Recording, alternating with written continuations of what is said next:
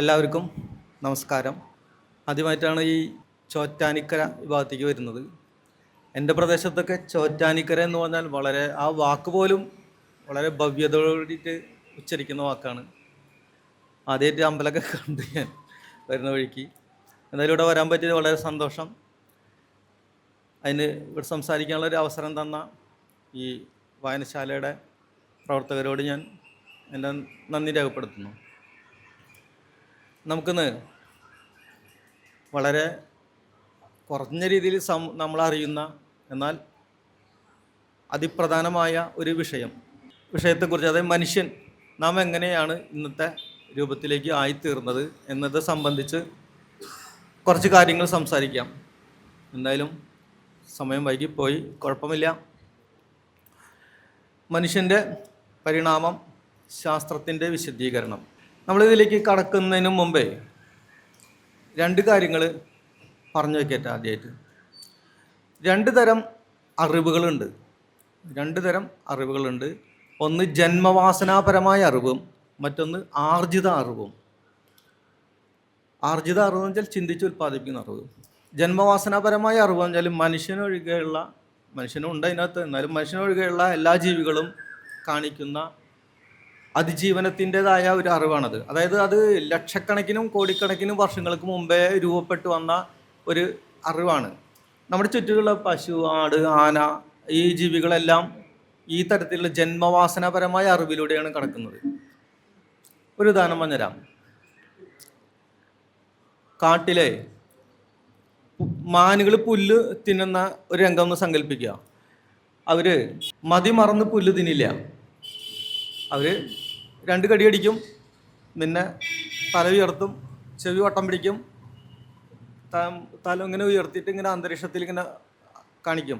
കാരണം അത് അപ്പുറത്ത് എവിടെയെങ്കിലും ഒരു കടുവയോ മറ്റൊരു എരപിടിയനോ ഒളിഞ്ഞിരിപ്പുണ്ടോ എന്ന് അറിയാൻ വേണ്ടിയിട്ടാണത്. അവർ കാറ്റിലൂടെ മണം കിട്ടും. അതൊരു അറിവാണ് അവരുടെ.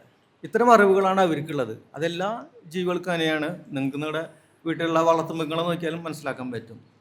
ഇതാണ് ജന്മവാസനപരമായ അറിവ്. മനുഷ്യന് ജന്മവാസനപരമായ അറിവ് നമുക്കുണ്ട്.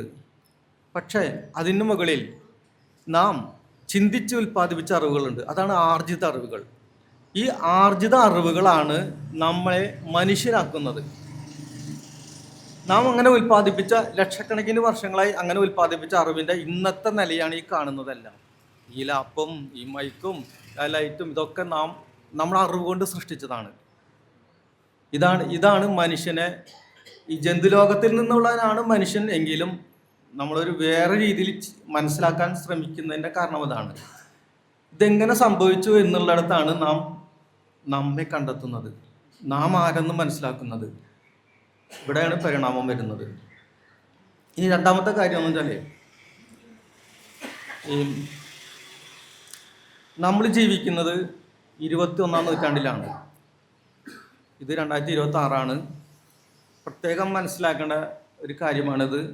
നമുക്കൊരിക്കലും ഭൂതകാലത്ത് പോയി ജീവിക്കാൻ പറ്റില്ല. കാരണം അത് കഴിഞ്ഞു പോയി. നമുക്ക് ഇനി ഭാവി കാലത്ത് പോയി ജീവിക്കാൻ പറ്റും? അതും പറ്റില്ല. കാരണം അതിന് വരാതിരിക്കുന്നേ ഉള്ളൂ. അങ്ങോട്ട് നമുക്ക് സീറ്റില്ല. അപ്പം നമുക്ക് എന്താണുള്ളത്? നാം ജീവിക്കുന്ന കാലം, ഇത് വർത്തമാനകാലം. ഈ കാലത്താണ് നമുക്ക് ജീവിക്കാൻ പറ്റുള്ളൂ. മറ്റൊരു 2 കാലങ്ങളും നമുക്ക് സ്ഥാനമില്ല. അപ്പോൾ ഈ കാലത്ത് ജീവിക്കുന്ന നമുക്ക് നമ്മുടെ ജീവിതം മുന്നോട്ട് കൊണ്ടുപോകുന്നതിനായി നാം തന്നെ നിരവധി അറിവുകൾ ഉൽപ്പാദിപ്പിക്കുന്നു. അത് തന്നെയാണ് ഈ കാണുന്നതെല്ലാം. ഈ അറിവുകൾ നാം സ്വീകരിച്ച് സാംശീകരിക്കണം. കാരണം ഇത് ഭൂതകാലത്തെ മനുഷ്യർക്കല്ല, അവർ പോയി. ഇനിയിത് ഭാവി കാലത്തെ മനുഷ്യർക്കല്ല. ഈ ലാപ്പ് തന്നെ നോക്കിയാൽ ഇത് ഭാവി കാലത്തുള്ള മനുഷ്യർക്കല്ല. അവർ കാലെത്തുമ്പോഴേക്ക് ഇതൊന്നല്ല ഉണ്ടാവുക, മറ്റെന്തൊക്കെ ആയിരിക്കും. അവർ നമ്മെക്കുറിച്ച് പറയും പഴഞ്ചന്മാരെന്ന്. അപ്പം നമുക്ക് വേണ്ടി നാം ചെയ്യുന്ന ഇതാണിത്. നമ്മുടെ അറിവ് കൊണ്ടാണ് ഇതൊക്കെ ചെയ്തിട്ടുള്ളത്. അപ്പോൾ ഈ കാലത്ത് ഉൽപ്പാദിപ്പിച്ച അറിവുകൾ മുഴുവനും നമുക്ക് വേണ്ടിയിട്ടാണ്. അതിൽ നിന്നുകൊണ്ടാണ് നമ്മൾ ഈ കാര്യങ്ങൾ പറയുന്നത്. ആ പുതിയ കാലത്ത് ഉൽപ്പാദിപ്പിച്ച അറിവുകളിൽ ഒന്നാണ് പരിണാമശാസ്ത്രം. അതുപോലെ കോസ്മോളജി, അങ്ങനെ വിവിധമായ ശാസ്ത്രശാഖകളുണ്ട്. അതിൽ വെച്ചാണ് സംസാരിക്കുന്നത്. അപ്പോൾ ഒരു കാര്യം മനസ്സിലാക്കണം നിങ്ങൾ, ഓരോ തലമുറകളും അറിവ് ഉൽപ്പാദിപ്പിച്ചുകൊണ്ടേയിരുന്നു, തുടർച്ചയായി അറിവ് ഉൽപ്പാദിപ്പിച്ചുകൊണ്ടേയിരുന്നു. അതിൻ്റെ ഇന്നത്തെ അവസ്ഥയിലാണ് നാം നിൽക്കുന്നത് എന്ന് മനസ്സിലാക്കുക. അപ്പോൾ ഈ അറിവുകൾ നമ്മൾ സ്വീകരിച്ചില്ലെങ്കിൽ, നാം നമുക്ക് വേണ്ടി ഇന്ന് ഉൽപ്പാദിപ്പിച്ച ഈ അറിവുകൾ നാം സ്വീകരിച്ചില്ലെങ്കിൽ എന്ത് സംഭവിക്കുന്നറിയോ? ചിന്തിക്കണം നമ്മളവിടെ. അങ്ങനെ അങ്ങനെ നമ്മൾ സ്വീകരിച്ചില്ലെങ്കിൽ ഭൂതകാലത്തുള്ള അറിവുകൾ ഇങ്ങോട്ട് കയറി വരും. ഭൂതകാല മനുഷ്യൻ നിർമ്മിച്ച അറിവുകൾ ഇങ്ങോട്ട് കയറി വരും. അത്തരം കുറേ അസംബന്ധമായ അറിവുകളുണ്ട്. അതിലൊന്നാണ് ദൈവം, മതം, പിശാച്, സ്വർഗം, ആ സാധനങ്ങളൊക്കെ. അതൊക്കെ ഭൂതകാല മനുഷ്യർ അവരുടെ വർത്തമാനകാലത്ത് അതിജീവിക്കാൻ വേണ്ടി അവർ ഉൽപ്പാദിപ്പിച്ചതാണ് ആ സാധനം, ആ അറിവുകൾ. അത് അവർ ഭരിച്ചു പോയി, പക്ഷെ അറിവോടെ നിന്നു. പക്ഷെ നമ്മൾ ഇങ്ങോട്ട് ഭരിച്ചു കൊണ്ടുപോകുന്നതാണ് ആപത്ത്. അതാണ് ഇന്നത്തെ ദുരന്തം. ഇന്നത്തെ മനുഷ്യർക്ക് വേണ്ടി ഇന്നത്തെ മനുഷ്യൻ ഇഷ്ടം പോലെ അറിവ് ഉൽപ്പാദിപ്പിക്കുന്നുണ്ട്, പക്ഷേ നാം അത് സ്വീകരിക്കുന്നില്ല. അവിടെയാണ് നമ്മുടെ തകരാറ്. അപ്പം ഇന്നത്തെ അറിവിൽ നിന്നുകൊണ്ട് കുറച്ച് കാര്യങ്ങളാണ് ഞാൻ പറയാൻ ഉദ്ദേശിക്കുന്നത്. പരിണാമശാസ്ത്രം എല്ലാവരും കേട്ടിട്ടുണ്ടായിരിക്കും. അത് തെറ്റായ രീതിയിലാണ് കേട്ടിട്ടുള്ളത്. കുരങ്ങിൽ നിന്ന് മനുഷ്യനുണ്ടായി എന്ന് കേട്ടിട്ടുണ്ട്. അന്ന് ഡാർവിൻ പറഞ്ഞു കുരങ്ങിൽ നിന്ന് മനുഷ്യനുണ്ടായി. അവിടെ വെച്ച് പരിണാമത്തെക്കുറിച്ചുള്ള അറിവുകൾ ആരംഭിക്കുകയും അവസാനിക്കുകയും ചെയ്യുന്ന അവസ്ഥയാണ് ഇന്ന് പല അഭ്യസ്ത വിദ്യരിലും കാണുന്നത്. അതവിടെ നടക്കട്ടെ. ചെറിയ തരത്തിലായാലും ഈ ലൈബ്രറി ഇതിന് വേണ്ടിയിട്ട് ഒരുങ്ങിട്ടത് വളരെ ശ്ലാഘനീയമായ കാര്യമാണ്. അവരെ വീണ്ടും ഞാൻ അഭിനന്ദിക്കും. നമുക്ക് വിഷയത്തിലേക്ക് കടക്കണം. നോക്കുക, ചിത്രം അത് കാണാമല്ലോ. അത് ജീവൻ്റെ വൃക്ഷമാണത്. അതൊരു സാങ്കല്പികമായ ഒരിതാണ്. അതായത് 400 കോടി വർഷത്തെ ജീവൻ്റെ ഒരു രൂപരേഖയാണ് അത്. ഏറ്റവും അടിഭാഗത്ത് ബാക്ടീരിയൽ ടൈപ്പ് ജീവിതമാണ്. മുകളിൽ കാണുന്നതാണ് മനുഷ്യനും. അതൊക്കെ കാണാമല്ലോ, മനുഷ്യൻ ഉള്ളത്. അത് ഏറ്റവും താഴത്തെ തട്ടിൽ നിന്നും മനുഷ്യനിലേക്ക് എത്തുന്ന ദൂരമാണ്, കാലയളവാണ് 400 കോടി വർഷം. ഭൂമി ഉണ്ടായിട്ട് 460 കോടി വർഷമായി. അതിൽ കഴിഞ്ഞ 400 കോടി വർഷം എത്തുമ്പോൾ ഭൂമിയിൽ ജീവൻ ആവിർഭവിക്കുന്നു. ഫോസിൽ തെളിവുകൾ അതിനുണ്ട്. പടിപടിയായിട്ടാണ് സംഭവിക്കുന്നത്. പെട്ടെന്നൊന്നും നടക്കുന്നില്ല, ദീർഘമായ കാലയളവുണ്ട് നമുക്ക്. ആദ്യം ഏകകോശ ജൈവരൂപങ്ങൾ, പിന്നെ പതിയെയാണ് ഈ ബാക്ടീരിയ ടൈപ്പ് ജീവികൾ എന്ന അർത്ഥത്തിലേക്കുള്ള രൂപങ്ങൾ വരുന്നത്. ശരിക്കും ആദിമ ജൈവരൂപങ്ങൾ കണ്ടതിന് ശേഷം ഒരു 350 കോടി വർഷം കഴിഞ്ഞിട്ടാണ് ശരിക്കും ഒരു ജീവിയെ നമ്മൾ കണ്ടെത്തുന്നത്. അത് ഇതിലുണ്ട്. അത് കഴിഞ്ഞ 54 കോടി വർഷം തൊട്ട് തുടങ്ങുന്ന കാംബ്രിയൻ എന്ന് പറഞ്ഞൊരു കാലമുണ്ട്. കാംബ്രിയൻ എന്നാണ് പറയാം. കഴിഞ്ഞ 54 കോടി വർഷം തൊട്ട് തുടങ്ങി കഴിഞ്ഞ 49 കോടി വർഷം വരെയുള്ള ഇങ്ങോട്ടാണ് കണക്കുകൾ ഇനി വരിക. ആ കാലത്താണ് കാംബ്രിയൻ എന്ന് പറയുന്നത്. ഈ കാലത്താണ് ഭൂമിയിൽ ആദ്യമായി ജീവികൾ രംഗത്ത് വരുന്നത്. അത് അതിൻ്റെ പൂർവ്വരൂപങ്ങളിൽ നിന്ന് വികസിച്ച് ജീവി എന്ന അർത്ഥത്തിൽ വരുന്നത്. പിന്നീട് അത് ഈ നട്ടലില്ലാത്ത ജീവികളായിരുന്നു, ഇൻവെർട്ടിബ്രേറ്റ്സ് ആയിരുന്നു അവർ. പിന്നീട് ആ നട്ടലില്ലാത്ത ജീവികളിൽ നിന്ന് നട്ടലുള്ള ജീവികൾ രൂപപ്പെടുന്നു. അതൊക്കെ ഈ കാംബ്രിയൻ എന്ന കാലത്ത് നടക്കുന്നുണ്ട്. അതിൽ ഇന്നിപ്പോൾ നമുക്ക് പെട്ടെന്ന് മനസ്സിലാകുന്ന നട്ടലികളെന്ന് വെച്ചാൽ മത്സ്യം, പിന്നെ ഉഭയജീവികൾ എന്ന് പറഞ്ഞാൽ വെള്ളത്തിൽ കരയിലും ജീവിക്കുന്ന നമ്മുടെ തവള, സാലമാൻഡർ പോലത്തെ ജീവികൾ. പിന്നെ ആ ഉഭയജീവികളിൽ നിന്ന് തന്നെ പിന്നെ അടുത്ത ഘട്ടത്തിൽ നമുക്ക് ഉരകങ്ങളെ കാണാൻ പറ്റും. ഉരകങ്ങൾ, പാമ്പ്, സാധനങ്ങളൊക്കെ ഉണ്ടല്ലോ, അതിന് ഒരാളുണ്ട്. പിന്നെ അതിൽ നിന്ന് അടുത്ത നട്ടല്ലി സസ്തനികളും പക്ഷികളുമാണ്. ഇങ്ങനെ 5 പേരാണുള്ളത്. ഇവർക്കൊക്കെ പൂർവിക പരമ്പര വേറെ ഉണ്ട് കേട്ടോ. ഞാൻ പെട്ടെന്ന് മനസ്സിലാക്കി അത്ര പറഞ്ഞെന്നുള്ളൂ. സസ്തനികൾ, നമ്മളെല്ലാം സസ്തനികളാണ്. സസ്തനികളുടെ പൂർവികർ കഴിഞ്ഞ 20 കോടി വർഷം മുതൽ, അതിന് ജുറാസിക് യുഗം എന്ന് പറയും. ജുറാസിക് എന്ന് കേൾക്കുമ്പോൾ തന്നെ മനസ്സിലാവുമല്ലോ, ഡിനോസറുടെ കാലം. ആ കാലത്ത് നമ്മുടെ പൂർവികർ രംഗത്ത് വരുന്നുണ്ട്. പക്ഷേ ആ കാലങ്ങളിൽ ഡിനോസറുകൾക്കായിരുന്നു ആധിപത്യം. കഴിഞ്ഞ 21 കോടി വർഷം മുതൽ, അതായത് ട്രയാസിക് എന്നാണ് ആ കാലത്തിൻ്റെ പേര്. ആ കാലത്ത് ഡിനോസറുകൾ ആവിർഭവിച്ചിട്ടുണ്ട് ഭൂമിയിൽ. അവിടെ മുതൽ തുടങ്ങി കഴിഞ്ഞ 6.5 കോടി വർഷം വരെയുള്ള കാലം, ഒരു നീണ്ട കാലയളവ് മുഴുവനും ഭൂമിയിൽ ഡിനോസറുകൾക്കായിരുന്നു ആധിപത്യം. ആ കാലഘട്ടത്തിൽ നമ്മുടെ പൂർവികരായ സസ്തനികളുണ്ട്. പക്ഷെ അവർക്കൊന്നും വേണ്ടത്ര വളരാനൊന്നും സാധിച്ചിരുന്നില്ല. അവർ ചെറിയ ചെറിയ ജീവികളായിട്ട് നിലനിൽക്കുകയായിരുന്നു. പിന്നീട് കഴിഞ്ഞൊരു 6.5 കോടി വർഷം എത്തുമ്പോൾ ഒരു മാസ് എക്സ്റ്റിങ്ഷൻ നടക്കുകയാണ്. അതൊരു കൂട്ടവംശവിനാശം. നിങ്ങളത് കേട്ടിട്ടുണ്ടായിരിക്കും തോന്നുന്നു. അതായത് ഒരു ഉൽക്കയുടെ പതനത്തിലൂടെയാണ് സംഭവിച്ചത്. ഇന്നത്തെ മെക്സിക്കോ നാടുണ്ടല്ലോ, വടക്കേ അമേരിക്കയിൽ, മെക്സിക്കോയുടെ അവിടെ യുക്കാത്താൻ എന്ന് പറയുന്ന ഒരു പ്രൊവിൻസ് ഉണ്ട്. പ്രവിശ്യ. അവിടെയാണ് അത് വന്ന് പതിച്ചത്. അത് വന്ന് പതിച്ച സ്ഥലത്ത് ഒരു 200 കിലോമീറ്റർ ചുറ്റളവിൽ ഒരു ഗർത്തമുണ്ട്. അത് 1978 അതിനൊക്കെ കണ്ടുപിടിച്ചൊക്കെ നടന്നത്. അത് വന്ന് വീണ സ്ഥലം ഉൽക്ക ഒരു ഭീകരമായ 12 കിലോമീറ്ററോളം വലിപ്പമുണ്ട് ഉൽക്ക. ഇന്നത്തെ കണക്ക് കൂട്ടിയെടുത്തത് അത് വന്ന് വീണത് ഒരു ഗന്ധകപ്പാറകളുടെ കൂട്ടത്തിലായിരുന്നു. ഗന്ധകപ്പാറ സൾഫറിൻ്റെ കൂട്ടത്തിലായിരുന്നു. അത് വന്ന് ഇടിച്ച വഴിക്ക് അതിഭീകരമായ രീതിയിൽ ഈ ധൂളിപ്രസരം രണ്ടും തകർന്ന് നിൽപ്പണായി. ധൂളിപ്രസരം ഉണ്ടാവുകയും അത് അന്തരീക്ഷം മൊത്തം വ്യാപിക്കുകയും അതോടൊപ്പം തന്നെ സുനാമി, ഭൂകമ്പം, അങ്ങനെ ഒരുപാട് അത്യാഹിതങ്ങളൊക്കെ ഉണ്ടാവുകയും അന്ന് അതായത് ഈ ഡീനോസറടക്കമുള്ള ഭീമാകാരന്മാരായ ജീവികൾ ആ പൊടിപടലങ്ങളൊക്കെ നിറഞ്ഞപ്പോൾ ശുദ്ധവായു കിട്ടാത്തൊരവസ്ഥ വരികയും അവരെല്ലാം പടിപടിയായി പെട്ടെന്ന് തന്നെ അവർ നശിച്ചു പോവുകയും ചെയ്തു. പക്ഷെ ആ കൂട്ടത്തിൽ സസ്തനികൾ ചെറിയ ജീവികളായിരുന്നുകൊണ്ട് മാളങ്ങളിലും മറ്റും അവർ തങ്ങി കഷ്ടിച്ച് രക്ഷപ്പെട്ടു. ഇനി ആ 6.5 കോടി വർഷം കഴിഞ്ഞാൽ അങ്ങനെ ഡിനോസറുടെ കാലം കഴിഞ്ഞാൽ പിന്നെ സസ്തനികളുടെ കാലമാണ് വരുന്നത്. അതിനെ സീനോസോയിക് മഹായുഗം എന്ന് പറയും. സീനോസോയിക് മഹായുഗം, അതായത് മെലീനേജ്, സസ്തനികളുടെ കാലമാണ് വരാൻ പോകുന്നത്. അങ്ങനെ 6.5 കോടി വർഷം തൊട്ട് സസ്തനികളുടെ വിവിധ തരത്തിലുള്ള ജീവികൾ രൂപങ്ങൾ ഉണ്ടാവുകയാണ്. നമ്മളിപ്പോൾ അതിൻ്റെ ഓർഡർ എന്നൊക്കെ പറയും. ബയോളജി പഠിക്കുന്നവർക്ക് പെട്ടെന്ന് മനസ്സിലാവും ഓർഡറുകൾ, കുലങ്ങളെന്നൊക്കെ വേണമെങ്കിൽ പറയാം നമുക്ക്. അതിൽ ഒരു വിഭാഗമാണ്, ഒരു കുലമാണ് അല്ലെങ്കിൽ ഓർഡറാണ് ഈ പ്രൈമേറ്റ് എന്ന് പറഞ്ഞത്.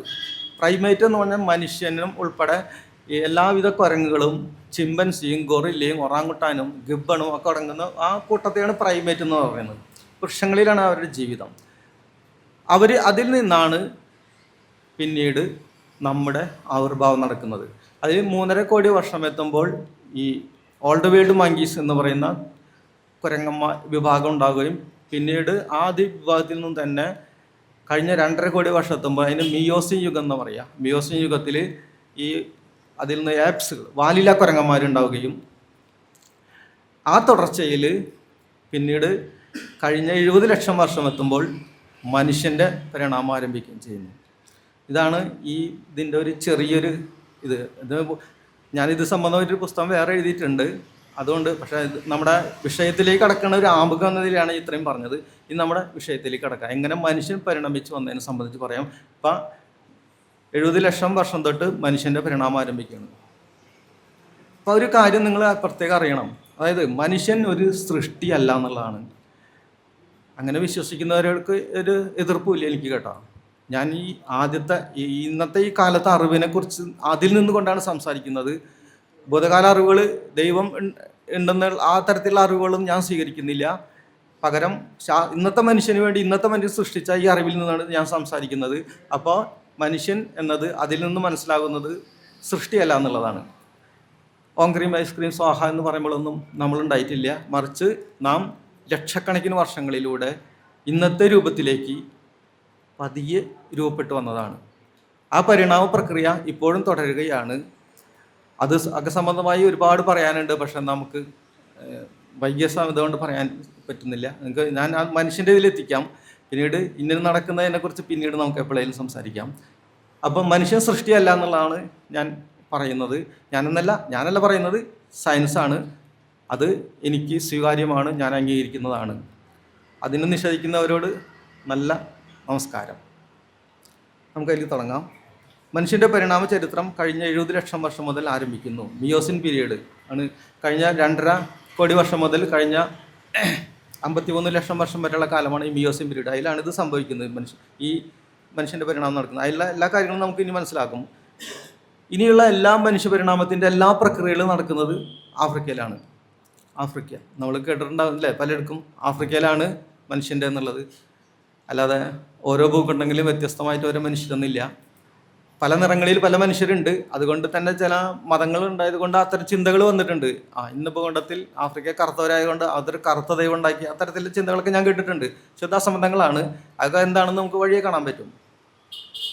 എല്ലാം ഇനി ആഫ്രിക്കയിലാണ്.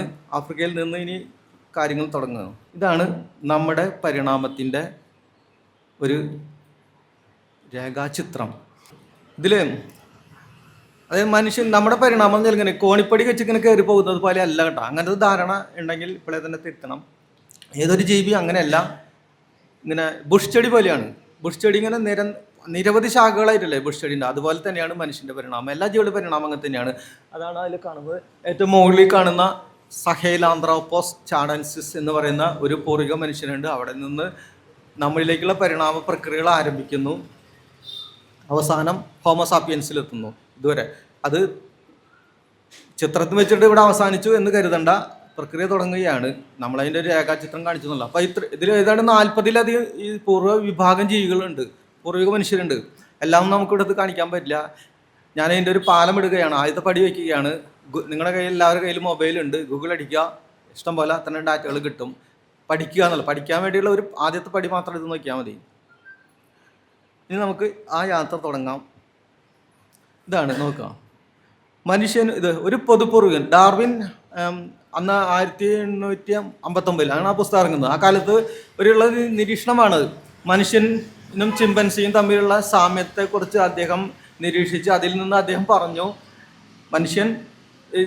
മനുഷ്യനും ചിമ്പൻസിക്കും ഒരു പൊതുപൂർവികനുണ്ടെന്ന്. അദ്ദേഹം അത് പറഞ്ഞപ്പോൾ പക്ഷെ നമ്മൾ തെറ്റിദ്ധരിപ്പിച്ചു. എങ്ങനെ? മനുഷ്യൻ കുരങ്ങിൽ നിന്നാണ് ഉണ്ടായിരുന്നുള്ളത്. കുരങ്ങിൽ നിന്നല്ല മനുഷ്യൻ ഉണ്ടാകുന്നത്. അത് കുരങ്ങ് ശാഖ, ഒരു ശാഖയാണത്. അതിൽ നിന്ന് നമ്മൾ മാറി പോകുന്നു. നമ്മൾ നേരത്തെ കണ്ട ചിത്രം പോലെ പടർന്നു പോണ പോലെയാണ് അത് സംഭവിച്ചത്. ഇതിൻ്റെ കാരണം എന്ന് വെച്ചാൽ ഇത് 1987 ഇത് നമ്മൾ ശരിക്കും മനസ്സിലാക്കുന്നത്. മനുഷ്യനും ചിമ്പൻസിയും തമ്മിൽ യാതൊരു സാമ്യം ഉണ്ടെന്ന് നമുക്ക് തോന്നാത്ത തരത്തിലുള്ള ഈ രണ്ട് ജീവികളും തമ്മിൽ 98% ജീൻ തലത്തിൽ തുല്യമാണ്. നമ്മുടെ ജീനുകളും ചിമ്പൻസിയുടെ ജീനുകളും 98% തുല്യമാണ്. വെറും 1.5% വ്യത്യാസം മാത്രമേ ഉള്ളൂ. ആ 1.5% ജീനുകളിൽ അധികവും പ്രവർത്തിക്കുന്നത് നമ്മുടെ ബ്രെയിനിലാണ്, സെറിബ്രത്തിലാണ്. ഞാൻ അതിലേക്ക് വിശദമായിട്ട് വരാം. അതാണ് മനുഷ്യനിൽ നിന്ന് ചിമ്പൻസിയെ മാറ്റി നിൽക്കുന്നത്. പക്ഷെ രണ്ടുപേരും ഒരേ പൊതുപൂർവികയിൽ നിന്നാണ് രൂപം കൊള്ളുന്നത്. ഇതാണ് അതിൻ്റെ കാരണമുണ്ട്. അതിൻ്റെ കാരണത്തിൽ പ്രധാന പരിസ്ഥിതി ഇതാണ്. അതായത് ഇങ്ങനെ ഈ പരിസ്ഥിതി എന്നുള്ള നിർണായക ഘടകമാണ് പരിണാമ പ്രക്രിയയിൽ. നമ്മൾ കരുതിപ്പോൾ ഇന്ന് കാണുന്ന നമ്മുടെ ഈ ശീതോഷ്ണ പരിസ്ഥിതി ഇതാണ് എല്ലാ കാലത്തും ഉണ്ടായിരുന്നുള്ളത്. അതൊരു വല്ലാത്തൊരു തെറ്റിദ്ധാരണയാണ് കേട്ടോ. അങ്ങനെയല്ല. ഭൂതകാലങ്ങളിൽ പരിസ്ഥിതി നിരന്തരം മാറിക്കൊണ്ടിരുന്നു. ഭൂഖണ്ഡങ്ങൾ പോലും പല ഘട്ടങ്ങളിൽ ഒന്നിച്ചു കൂടിയിരുന്നു. ഒറ്റ ഭൂഖണ്ഡമായിരുന്നു. 25 കോടി വർഷം മുമ്പ് പാഞ്ചിയ എന്ന് പറഞ്ഞ ഒരു ഒറ്റ ഭൂഖണ്ഡം മാത്രമേ ഭൂമിയിൽ ഉണ്ടായിരുന്നുള്ളൂ. അതിനു മുമ്പ് 2 സൂപ്പർ ഭൂഖണ്ഡങ്ങൾ, അങ്ങനെ പലതരത്തിൽ വളരുന്തോറും പിളരും. ആ തരത്തിലാണ് നടക്കുന്നത്. അങ്ങനെ തന്നെ അതിൻ്റെ പ്രക്രിയയുടെ ഭാഗമായിട്ടാണ് നമ്മുടെ ഇന്ത്യ ഭൂഖണ്ഡം ഈ ഏഷ്യയിൽ വന്നിരിക്കുന്നത്. ശരിക്കും നമ്മൾ ഭൂമധ്യരേഖയ്ക്ക് അപ്പുറത്ത് ആഫ്രിക്കയോട് ചേർന്നുള്ള ഒരു ഭൂഖണ്ഡമായിരുന്നു. ഗോണ്ട്വാന ലാൻഡ് എന്നാണ് അതിനെ പറയുന്നത്. അതിൻ്റെ ഭാഗം അത് ഈ ഇതിൻ്റെയൊക്കെ ഭാഗമാണ്. ഇപ്പോഴും നമുക്ക് മനസ്സിലാക്കാം, ആഫ്രിക്ക പിളരുകയാണ്. പുതിയൊരു ഭൂഭാഗം അവിടെ രൂപപ്പെടാൻ പോണ്. അപ്പം പരിസ്ഥിതി മാറുകയാണ്. അപ്പം നിരന്തരം പരിസ്ഥിതി മാറും. ഇപ്പോൾ കഴിഞ്ഞ 10,000 വർഷത്തിന് മുമ്പ് ഐസ് ഏജ് ആയിരുന്നു. നമുക്കിതൊക്കെ പറയുമ്പോൾ നമ്മുടെ ആൾക്കാർ ഇപ്പോൾ അന്തം വിടും. എന്താണ് ഐസ് ഏജ്? ഹിമയുഗമായിരുന്നു. അതുപോലത്തെ ഒരു ഹിമയുഗം കഴിഞ്ഞ 70 ലക്ഷം വർഷം മുമ്പ് ആരംഭിക്കുകയും അതിൻ്റെ ഫലമായി ഈ ഭൂമധ്യരേഖാ പ്രദേശത്ത് അവിടെ ചൂട് കിട്ടും കുറച്ച്. ബാക്കിയുള്ള ഭാഗങ്ങളിലൊക്കെ ഹിമയുഗത്തിൽ അമരുമ്പോൾ ഭൂമധ്യരേഖാ പ്രദേശത്ത് അത്ര ഐസ് ഏജ് വരില്ല. പകരം അവിടെ ഈ കാലവർഷക്കാടുകളൊക്കെ ചുരുങ്ങി അതിന് സമാനമായി സാവന്ന, പുൽമേട് പ്രദേശം ഉയർന്നു വരും. അപ്പോൾ ജീവിതത്തിൻ്റെ ഏറ്റവും വലിയ പ്രശ്നം എന്ന് പറഞ്ഞാൽ ഭക്ഷണമാണ്. നമുക്ക് നിലനിൽക്കണമെങ്കിൽ നമുക്ക് ഭക്ഷണം വേണം. അപ്പോൾ ഭക്ഷണം കിട്ടുന്നതിൽ ഈ വൃക്ഷത്തിൽ ജീവിക്കാൻ തുടങ്ങിയ നമ്മുടെ ആദ്യം പ്രൈമേറ്റിൽ പൂർവികർക്ക് ഇത് ചുരുങ്ങിയപ്പോൾ വേണ്ടത്ര ഭക്ഷണം കിട്ടാത്ത അവസ്ഥ വരുമ്പോൾ അത് താഴേക്ക് ഇറങ്ങുകയാണ്. ഒരു കൂട്ടർ വൃക്ഷത്തിൽ തന്നെ നിന്നു. കുറേ എണ്ണം താഴത്തേക്ക് ഇറങ്ങി വന്ന് ഈ പുൽമേട് പ്രദേശത്തെ പരിസ്ഥിതിയുമായിട്ട് സാവധാനത്തിൽ ഇണങ്ങിച്ചേർന്നു. ഈ വൃക്ഷത്തിൽ തന്നെ നിന്ന വിഭാഗം പിൽക്കാലത്ത് ചിമ്പൻസികളായിട്ട് പരിണമിക്കുകയും താഴത്തോട്ട് ഇറങ്ങി വന്ന വിഭാഗത്തിൽ നിന്ന് മനുഷ്യൻ രൂപപ്പെടുകയും ചെയ്തു. അത് വളരെ സാവധാനത്തിൽ പരിസ്ഥിതിക്കനുസരിച്ച് നടന്ന കാര്യങ്ങളാണ്. നമ്മുടെ മനോവേഗത്തിൽ നമ്മൾ ഓങ്ക്രീം ഐസ്ക്രീം ഇങ്ങനെ മനുഷ്യനുണ്ടാവട്ടെ എന്ന് പറഞ്ഞത് പോലത്തെ ഒരു പ്രക്രിയ അല്ല, സാവധാനത്തിലാണ്. അപ്പോൾ മനസ്സിൻ്റെ സ്പീഡ് കുറയ്ക്കണം നിങ്ങൾ. തെളിവ് ഇതാണ് നമ്മൾ ആദ്യം കണ്ട സഹേലാന്ത്രോപോസ് ചാഡൻസിസ് എന്ന് പറഞ്ഞത്. ഇത് 2002 ആഫ്രിക്കയിലെ ചാഡ് എന്ന രാജ്യത്തു നിന്നാണ് ഇത് കണ്ടെത്തിയിട്ടുള്ളത്. ഒരു ഫ്രഞ്ച് ഗവേഷക സംഘം. ഇതാണ് മനുഷ്യ പരിണാമ പരമ്പരയിൽ ഇന്ന് അംഗീകരിക്കപ്പെട്ട, അതായത് നമ്മുടെ അന്വേഷണമാണ്. ഈ കാലത്തെ മനുഷ്യൻ നമുക്ക് വേണ്ടി ഉൽപ്പാദിപ്പിക്കുന്നതിന് അറിവുകൾ ഉൽപ്പാദിപ്പിക്കുകയാണ് ഒരുപാട്. അതൊക്കെ യൂറോപ്യന്മാരാണ് ഇത് ചെയ്തിട്ടുള്ളത്. നമ്മൾക്കാരും പരിണാമത്തെക്കുറിച്ച് വലിയ ഇഷ്ടമില്ലാത്ത കാര്യം കൊണ്ട് നമ്മുടെ നാട്ടിൽ ഒരുപാട് ഇനി ഗവേഷണം ചെയ്യാൻ സൗകര്യങ്ങളുണ്ടായിട്ട് നമ്മളത് ചെയ്യുന്നില്ല. പക്ഷേ യൂറോപ്യന്മാർ അത് കണ്ടമാനം കണ്ടെത്തിയിട്ടുണ്ട്. അവരാണ് ആ സഹേലാന്ത്രോപോസ് ചാഡൻസിസ് എന്ന ഫോസിൽ കണ്ടെത്തിയത്. ഇത് നമ്മുടെ പരിണാമത്തിലെ ആദ്യ പതികനാണ്, 70 ലക്ഷം വർഷം തൊട്ട്. അപ്പോൾ നമുക്ക് തോന്നും ഇത് ഈ ഒരു തലയോട്ടി കാണിച്ചിട്ട് ഇതെങ്ങനെയാണ് മനുഷ്യൻ്റെ പൂർവികനെന്ന് പറയാൻ പറ്റുക. അതിന് തെളിവുണ്ട്. ഇതാണ് അതിൻ്റെ തെളിവ്. ഇതാണ് ആ തലയോട്ടിൻ്റെ നടുക്ക് കാണുന്ന ഒരു ദ്വാരം കണ്ട, അതിനാണ് ഫോറമൻ മാഗ്നം എന്ന് പറയുന്നത്. അതായത് നമ്മുടെ തലയോട്ടി ആരെങ്കിലും കണ്ടിട്ടുണ്ടെങ്കിൽ ഇനി കാണുമ്പോൾ അങ്ങനെ എടുത്ത് നോക്കുക, അതിൻ്റെ മധ്യത്തിലൊരു ദ്വാരം കാണും. ആ ദ്വാരം നമ്മുടെ സുഷുമ്ന ഒക്കെ അടക്കമുള്ള നാഡികൾ താഴത്തേക്ക് ഇറങ്ങി വരാനുള്ളതാണ് രൂപപ്പെട്ടുള്ളത്. അത് ഈ നട്ടലിൻ്റെ അറ്റത്ത് ഈ നമ്മുടെ തലയോട്ടിയെ അവിടെ ഫിറ്റ് ചെയ്തിരിക്കുകയാണ്. ഈ ഫിറ്റ് ചെയ്തിട്ടുള്ളത് ശരിക്കും ആ ദ്വാരം മധ്യത്തിൽ വരുന്നത് മനുഷ്യന് മാത്രമാണ്. ജീവലോകത്ത് ഈ ഫോറമൻ മാഗ്നം എന്ന് പറയുന്ന ആ ദ്വാരം മധ്യത്തിൽ വരുന്നത് മനുഷ്യന് മാത്രമാണ്. അതുകൊണ്ടാണ് മനുഷ്യൻ തല ഉയർത്തി നിൽക്കുന്നത്. മറ്റേത് ജീവികളെയും നോക്കിക്കോ, ഇപ്പോൾ ചിമ്പൻസി ആയാലും ഒരു പശു ആയാലും ആടായാലും എന്തിനായാലും അവരെ തല ത്രികോണാകൃതിയിലുള്ള തല താഴോട്ട് ഉണ്ട്. അതായത് നട്ടലിൻ്റെ അറ്റത്ത് അതിനെ കൊളുത്തിട്ടിരിക്കുകയാണ്. അതുകൊണ്ടാണ് താഴത്ത് ആന എടുത്ത് നോക്കിയാൽ ആന ഇങ്ങോട്ടാണ് വരുന്നത്. അതിൻ്റെ കാരണം ഇതാണ്, അവരുടെ ഫോറമൻ മാഗ്നം അറ്റത്താണ് കിടക്കുന്നത്, മനുഷ്യന് അത് മധ്യത്തിൽ. ആ സഹേലാന്ത്രോപോസിൻ്റെ 3ാമത്തെ ചിത്രം അതിൽ കണ്ടുണ്ടല്ലോ കുറേയൊക്കെ. അപ്പോൾ മനുഷ്യനിലേക്ക് പരിണമിക്കുന്നതിൻ്റെ ഏറ്റവും പ്രധാനപ്പെട്ട തെളിവ് ഈ 2 കാലിൽ നിവർന്ന് നിൽക്കുക എന്നുള്ളതാണ്. 2 കാലിൽ നിവർന്ന് നിൽപ്പ് അത് അവിടെ സംഭവിക്കുകയാണ് ആ പുൽമേട് പ്രദേശത്ത് കഴിഞ്ഞ 70 ലക്ഷം വർഷം മുതൽ. ഇനി മനുഷ്യൻ്റെ പരിണാമ പ്രക്രിയയാണ്. ഇപ്പോൾ മനുഷ്യൻ്റെ പരിണാമം തുടങ്ങി എന്ന് നമ്മളിവിടെ വെച്ച് മനസ്സിലാക്കുന്നു. ഇനി ആ പ്രക്രിയയുടെ തുടർച്ചയിൽ ഇന്നത്തെ മനുഷ്യരായ നാം, മോഡേൺ മനുഷ്യൻ എന്ന് പറയുന്ന നാം, ഹോമോസാപ്പിയൻസ് അങ്ങനെയാണ് നമ്മൾ പറയുന്നത്, അവ എങ്ങനെ രൂപം കൊണ്ടു എന്നതിനെക്കുറിച്ചുള്ള ഒരു ചെറു കാര്യങ്ങളാണ് ഇനി വരാൻ പോകുന്നത്. ഇത് മറ്റൊരു നമ്മുടെ ഇതിലെ ഒരു ഫോസിലാണ്, ഒറോറിൻ ടക് ജെനൻസിസ് എന്നുള്ളത്. അത് കെനിയയിൽ നിന്നാണ് കിട്ടില്ല. 58 ലക്ഷം വർഷം ആണ് അതിൻ്റെ പ്രായം. അങ്ങനെ കുറച്ചുണ്ട്. ഞാൻ നേരത്തെ കാണിച്ചല്ലോ, അതിൽ മൊത്തം ആൾക്കാർ നമുക്കിവിടെ കാണിക്കാൻ പറ്റില്ല, സമയത്തിൻ്റെ പരിമിതി എനിക്കും പ്രഷർ ഉണ്ടാക്കുന്നുണ്ട്. അപ്പോൾ ഞാൻ കുറച്ച് പേരെങ്ങനെ കാണിച്ച് ഓടിച്ചു പോകും. ഇതാണ് നിങ്ങൾ കേട്ടിട്ടുണ്ടാവും അല്പമെങ്കിലും ബയോളജിയിൽ, ഈ ലൈബ്രറിയിൽ പലതവണ വന്നിട്ടുള്ളൊരു കാര്യമായിരിക്കും. ഇപ്പോൾ ലൂസി എന്നുള്ള ഒരു പേര് നമ്മുടെ ഫോസിൽ പര്യവേഷണത്തിൽ വളരെ നിർണായകമാണ്. ആസ്ട്രേലിയപിത്തേക്കസ് അഫാരാൻസിസ് എന്നാണ് ഇതിൻ്റെ പേര്. 32 ലക്ഷം വർഷം ആണ് പഴക്കം. 1974 ഡൊണാൾഡ് ജോഹൻസൺ എന്ന് പറയുന്ന ഒരു അമേരിക്കൻ പാലിയോ ആന്ത്രോപോളജിസ്റ്റാണ് അത് കണ്ടെത്തിയത്. ആണ് ലൂസി അമ്മ എന്നൊക്കെ കണ്ട് ഇപ്പോൾ ക്രിസ്മസ് സമയത്ത് ഫേസ്ബുക്കിലൊക്കെ ഇതിനെക്കുറിച്ച് കാണിക്കാറുണ്ട്. ഞാനൊക്കെ ഫേസ്ബുക്ക് ഇട്ടിട്ടുണ്ട്. അപ്പോൾ ഇവരുടെ ഫോസിലാണത് കിട്ടിയിട്ടുള്ളത്, എത്യോപ്യയിൽ നിന്ന്. അത് മനുഷ്യൻ്റെ പരിണാമ പ്രക്രിയയിൽ നടക്കുകയാണ്. ഇവിടെ ഒരു കാര്യം നമ്മൾ മനസ്സിലാക്കണ്ട, മനുഷ്യരൂപത്തിലേക്ക് വരുന്നതില്ല ശരിക്കും. ഇവിടെ നമ്മളുടെ ഏറ്റവും പ്രബലമായ മനുഷ്യൻ്റെ രൂപത്തിലേക്ക് വരുന്ന ഏറ്റവും പ്രധാനപ്പെട്ട കാര്യമായ ഇരുകാലി നടത്തമാണ് അവിടെ നടക്കുന്നത്. പക്ഷെ ശാരീരികമായിട്ട് നമ്മൾ മനുഷ്യൻ രൂപത്തിലേക്ക് വരുന്നില്ല. അവർക്കൊന്നും അതായത് മസ്തിഷ്കം നമ്മൾ 70 ലക്ഷം വർഷം മുതൽ കഴിഞ്ഞ 24 ലക്ഷം വർഷം വരെയുള്ള ഒരു 46 ലക്ഷം വർഷക്കാലം നമ്മുടെ മസ്തിഷ്കത്തിൻ്റെ അളവ് എന്ന് പറയുന്നത് വെറും 360 ഗ്രാം മാത്രമാണ്. ഇന്ന് നമുക്ക് 1350 ഗ്രാം ഉണ്ട്. 1350 ഗ്രാം മസ്തിഷ്കമാണ് നമുക്കുള്ളത്. അവിടെയാണ് മനുഷ്യനാകുന്നത്. അത് സംഭവം വേറെ. അപ്പോൾ അതിന് മുമ്പ് നടക്കുന്ന കാര്യങ്ങളാണ് ഈ ആസ്ട്രേലിയപിത്തേക്കസ് അഫാരാൻസിസ് തന്നെ കുറച്ച് ജീവികൾ. ഇവരൊക്കെ ചായ കൂടുതലുണ്ട്, ശരീരമാസകലം രോമങ്ങളുണ്ടായിരിക്കും. ഈ നെറ്റി ഒന്നുമില്ല. നമുക്ക് നെറ്റി വന്നു വെച്ചാൽ വലിയ മസ്തിഷ്കം വന്നുകൊണ്ടാണ് നെറ്റി വന്നിട്ടുള്ളത്. അങ്ങനെ കുറേ പൂർവിക ജീവികളുണ്ട്. ആ പരമ്പരയിൽ അടുത്ത് വരുന്നു ആസ്ട്രേലിയപിത്തേക്കസ് ആഫ്രിക്കാനസ് എന്നുള്ളത്. ഇവർക്കൊക്കെ ഈ പറഞ്ഞ 360 ഗ്രാം മാത്രമേ മസ്തിഷ്കമുള്ളൂ. കഴിഞ്ഞ 38 ലക്ഷം വർഷം മുതൽ കഴിഞ്ഞ 21 ലക്ഷം വർഷം വരെ ഉണ്ട് അതിൻ്റെ ജീവിതകാലമുണ്ട്. ഒരേ ജീവികളുള്ളപ്പോൾ തന്നെ മറ്റ് പല ജീവികളും അവരിൽ നിന്ന് ഉണ്ടായിക്കൊണ്ടിരിക്കുന്നുണ്ട്. അതാണ് ഈ പരിണാമ പ്രക്രിയ നമ്മൾ ബുഷ് ചെടി എന്ന് പറഞ്ഞത്. അപ്പോൾ അവർ വന്നു. ഇനി ഹോമോ ഹാബിലിസ്, ഇത് കേട്ടിട്ടുണ്ടാവും നിങ്ങൾ. ഹോമോ ഹാബിലിസ് കഴിഞ്ഞ 24 ലക്ഷം വർഷം മുതൽ ആരംഭിക്കുന്നു. ഇനി മുതൽ ചിത്രം മാറുകയാണ് മനുഷ്യനിലേക്ക്. ഇതുവരെ ഒരു കുരങ്ങ് ചായ കാണിച്ചിരുന്നെങ്കിൽ, ഫോസിലുകളിൽ കുരങ്ങ് ചായ കാണിച്ചിരുന്നെങ്കിൽ, ഇനി അത് മനുഷ്യ ചായ കാണിക്കാൻ തുടങ്ങുന്നു. 24 ലക്ഷം വർഷം മുതലാണ് ഇവർ രംഗത്ത് വരുന്നത്. ഇവിടുത്തെ പ്രശ്നം എന്ന് വെച്ചാൽ മസ്തിഷ്കത്തിന്റെ അളവ് വർദ്ധിച്ചു എന്നുള്ളതാണ്. നമ്മൾ നേരത്തെ പറഞ്ഞ 360 ഗ്രാം മാത്രം ഉണ്ടായിരുന്നു, ഇത് 650 ഗ്രാമിലേക്ക് വരികയാണ്. അത്തരത്തിൽ കുറച്ച് ഫോസിലുകൾ ഉണ്ട് കേട്ടോ ഈ ഹോമോ ഹാബിലിസ് എന്നുള്ളത്. നമ്മുടെ സ്വന്തം ജീനസ് ആണത്, അതിൻ്റെ പേരാണ് ഹോമോ ഹാബിലിസ് എന്നുള്ളത്. ഹാൻഡിമേ എന്നൊക്കെ അതിന് പേരുകളുണ്ട്. ഇവിടെ മുതൽ മനുഷ്യഗുണം വർദ്ധിക്കാൻ തുടങ്ങുന്നു. എന്താണത്? അത് നമ്മുടെ മസ്തിഷ്കം വികസിക്കുന്നു എന്നുള്ളതാണ്. ഇവിടെ വെച്ചാണ് നാം നമ്മെ മനസ്സിലാക്കാൻ പോകുന്നത്. നാം നമ്മുടെ ഈ കാലത്ത് ഉൽപ്പാദിപ്പിച്ച അറിവുകളുടെ ഏറ്റവും പ്രധാനപ്പെട്ട വശങ്ങളിലൊന്നാണ് നാം എന്താണെന്ന് നാം മനസ്സിലാക്കുന്നത്. ഇതാണ് സംഗതി. നമ്മുടെ മസ്തിഷ്കം, മനുഷ്യൻ്റെ മസ്തിഷ്കം, ഇത് ഇന്ന് 1350 ഗ്രാം ഉണ്ട് ഈ അളവ്.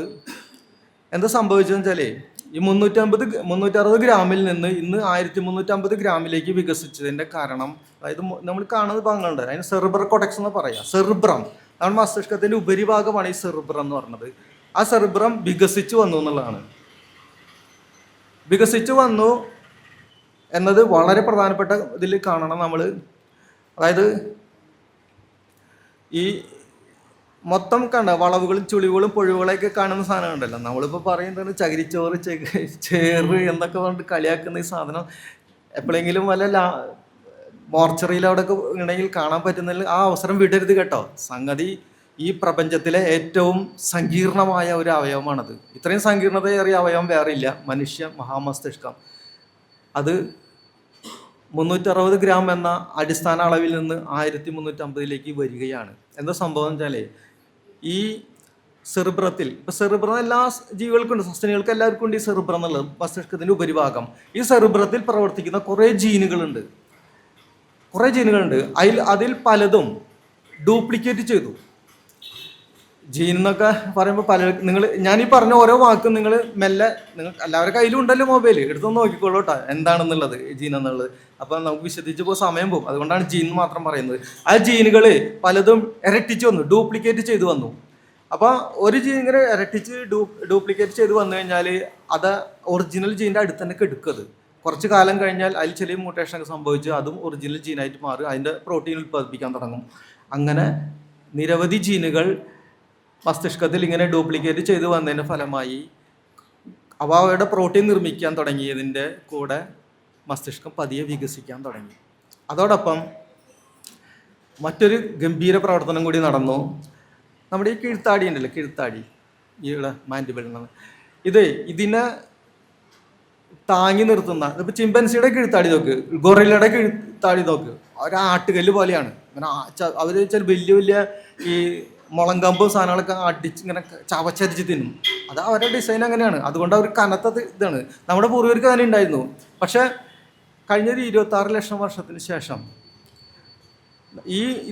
ഈ കീഴ്ത്താടിയെ നിർമ്മിക്കുന്ന ഒരു ജീനുണ്ട് നമ്മുടെ 7ാമത്തെ ക്രോമസോമിൽ, MYH16 എന്നാണ് പറയുക. ആ ജീനിൽ മ്യൂട്ടേഷൻ വരികയും ആ ജീൻ അവിടെ അല്പം താറുമാറുകയും ചെയ്തതിൻ്റെ ഫലമായി ഇത്രയും വലിയ കീഴ്ത്താടിയെ നിയന്ത്രിക്കുന്ന ആ മസിൽസുകൾ ഉണ്ടല്ലോ, കീഴ്ത്താടി ചലിപ്പിക്കണം, നമ്മൾ ചലിപ്പിക്കണമല്ലോ കീഴ്ത്താടി, ആ മസിൽസുകൾ ചുരുങ്ങിപ്പോയി. അപ്പം മൊത്തത്തിൽ നമ്മുടെ കീഴ്ത്താടിയും ചുരുങ്ങി വന്നു. അപ്പോൾ അങ്ങനെ വന്നപ്പോൾ ഈ തലയോട്ടിയിൽ ഉണ്ടായിരുന്ന ഇവിടെയാണ് ഇപ്പം ചിമ്പൻസിയുടെ തലയോട്ടി എടുത്ത് നോക്കുക, എന്നാൽ അടുഭാഗത്ത് ഇങ്ങനെ ഒരു ഉയർന്ന ഭാഗമാണ്, പിന്നെ ഒരു കുഴിയാണ് കാണുക. അത് ഗൊറില്ലയ്ക്ക് അങ്ങനെ തന്നെയാണ്. അതുപോലെ തന്നെയാണ് പൂർവ്വീകരിക്കും നമുക്കുള്ളത്. ആ കുഴി അവിടെ നിവർന്നാണ് പിന്നെ വരുന്നത്. അതായത് ഈ മസ്തിഷ്കം വികസിക്കാനുള്ള അവസരം അങ്ങനെയാണ് വരുന്നത്. ഈ വെച്ചാൽ ഓരോ പരിസ്ഥിതിക്ക് അനുസരിച്ച് ഓരോ സന്ദർഭങ്ങളിൽ ഓരോന്നുണ്ടാവുകയാണ്. അത് ദൈവത്തിൻ്റെ പേരിൽ എഴുതേണ്ടതല്ല, മറിച്ച് പരിണാമത്തിലൂടെ സംഭവിച്ചതാണ്. അതാണ് ആ പ്രക്രിയ. അപ്പോൾ നമ്മളിവിടെ മനസ്സിലാക്കേണ്ടത് കഴിഞ്ഞ 24 ലക്ഷം വർഷം മുതൽ മനുഷ്യൻ്റെ മസ്തിഷ്കം പടിപടിയായി വികസിക്കാൻ തുടങ്ങുന്നു. പടിപടിയായിട്ടാണ് വികസിക്കുന്നത്, ഒരിക്കലും ടപ്പെന്ന് വരുന്നില്ല. ഇനി അതിൻ്റെ തുടർച്ചയിൽ എന്താണെന്നുള്ളത് നമ്മൾ അറിയേണ്ടത്. ഇന്ന് എങ്ങനെ 1350 ഗ്രാമിലെത്തി? ഇവിടെ നോക്കുക, ഇതാണ് അതിൽ നമുക്ക് ഏറ്റവും പ്രധാനപ്പെട്ടതാണ് ഫ്രോണ്ടൽ ലോബ് എന്ന് പറയുന്നത്. നമ്മുടെ മസ്തിഷ്കത്തിൻ്റെ ഈ നെറ്റിക്ക് തൊട്ട് എരിയത്തുള്ള ഭാഗമാണ് ഈ ഫ്രോണ്ടൽ ലോബ് എന്ന് പറയുന്നത്. ഈ ഭാഗമാണ് നമ്മുടെ ചിന്തിക്കുന്നതിൻ്റെയും തീരുമാനങ്ങൾ എടുക്കുന്നതിൻ്റെയും ഭാവന ചെയ്യുന്നതിൻ്റെയും വിശകലനം ചെയ്യുന്നതിൻ്റെയും യുക്തിവാദം, ഞാനൊക്കെ പട്ടിക വരുന്ന ആളാണ്, യുക്തിവാദം നടത്തുന്നതിൻ്റെയും എല്ലാം ചെയ്യുന്നതിൻ്റെ കേന്ദ്രമാണത്, ആ ഫ്രോണ്ടൽ ലോബ് എന്ന് പറഞ്ഞത്. മറ്റു ഭാഗങ്ങളെ നമുക്ക് വേണ്ട. ആ ഭാഗമാണ്, അത് ഉപയോഗിച്ചുകൊണ്ടാണ് നമ്മൾ ഇതൊക്കെ ചെയ്തുകൊണ്ടിരിക്കുന്നത്. ഇപ്പോഴും ഈ ഭാഗം വികസിച്ചു കൊണ്ടിരിക്കുന്നു എന്നാണ് പരീക്ഷണങ്ങൾ മനസ്സിലാക്കുന്നത്. പടിപടിയായി വികസിക്കുന്നു. അതായത് നമ്മൾ കൂടുതൽ കൂടുതൽ അറിവ് ഉൽപ്പാദിപ്പിക്കുകയാണ്. ഇവിടെ നോക്കുക, നമ്മൾ ഇപ്പോൾ ഇവിടെ ശരിക്കും മനസ്സിലാക്കണം, നാം എങ്ങനെ അറിവ് ഉൽപ്പാദിപ്പിക്കുന്ന. ഞാൻ തുടക്കത്തിൽ പറഞ്ഞ കാര്യത്തിൻ്റെ ശരിയായ വിശദീകരണം ഇവിടെയാണ് വരുന്നത്. അറിവ് നമ്മൾ ഉൽപ്പാദിപ്പിക്കുകയാണ് എങ്ങനെ? ഈ ഫ്രോണ്ടൽ ലോബ് ഉപയോഗിച്ചുകൊണ്ട്, ഈ ചിന്തിക്കാനുള്ള ഭാഗം ഉപയോഗിച്ചുകൊണ്ട്, ഈ വലുതായ മസ്തിഷ്കത്തിലെ ഈ ഫ്രോണ്ടൽ ലോബ് ഉപയോഗിച്ചുകൊണ്ട് നാം ചിന്തിക്കുകയാണ്, വിശകലനം ചെയ്യുകയാണ്, ഭാവന ചെയ്യുകയാണ്, തീരുമാനങ്ങൾ എടുക്കുകയാണ്, യുക്തിവാദം നടത്തുകയാണ്. അങ്ങനെയാണ് ഇത് പടിപടിയായിട്ട് അറിവ് വരുന്നത്. നേരത്തെ പറഞ്ഞില്ല ആർജിത അറിവ് എന്ന്. ആർജിത അറിവ് ഇങ്ങനെയാണ് ഉണ്ടാകുന്നത്.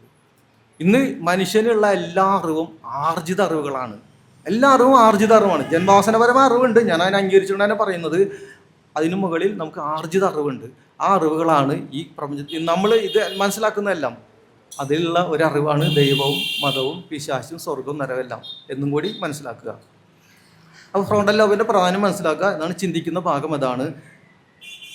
ഇനി അതിൻ്റെ പ്രകടിത രൂപം കാണാം. അറിവ് വന്നു, ചിന്തിക്കാനുള്ള അറിവ് വന്നു, ആർജിത അറിവുകൾ നാം ഉൽപ്പാദിപ്പിച്ചു. അറിവായിട്ട് നമ്മൾ അവിടെ ഇരിക്കുകയല്ലേ ചെയ്തത്. നമ്മുടെ പൂർവികർ, ഈ ഹോമോ ഹാബിലിസ് എന്ന് പറയുന്ന നമ്മുടെ പൂർവികൻ ആ ടൂൾസ് ഉണ്ടാക്കി.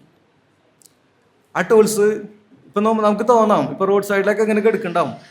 നമ്മളിപ്പോൾ നമ്മുടെ ഒരു പ്രത്യേകത അനുസരിച്ച് ആർക്കിയോളജിക്കൽ ഏതെങ്കിലും സൈറ്റിൽ ഇതുപോലത്തെ ഒരു കല്ല് കണ്ടു കഴിഞ്ഞാൽ നമ്മളതെടുത്തിട്ട് പട്ടീനെ അറിയും. കാരണം നമുക്ക് അതിൻ്റെ പ്രാധാന്യം മനസ്സിലാവില്ല. അത് യൂറോപ്യന്മാർക്കാണ് മനസ്സിലായത്. അവരതിനെ കണ്ടെത്തി. ലൂയിലേക്ക് 1960 കണ്ടെത്തിയതാണത്.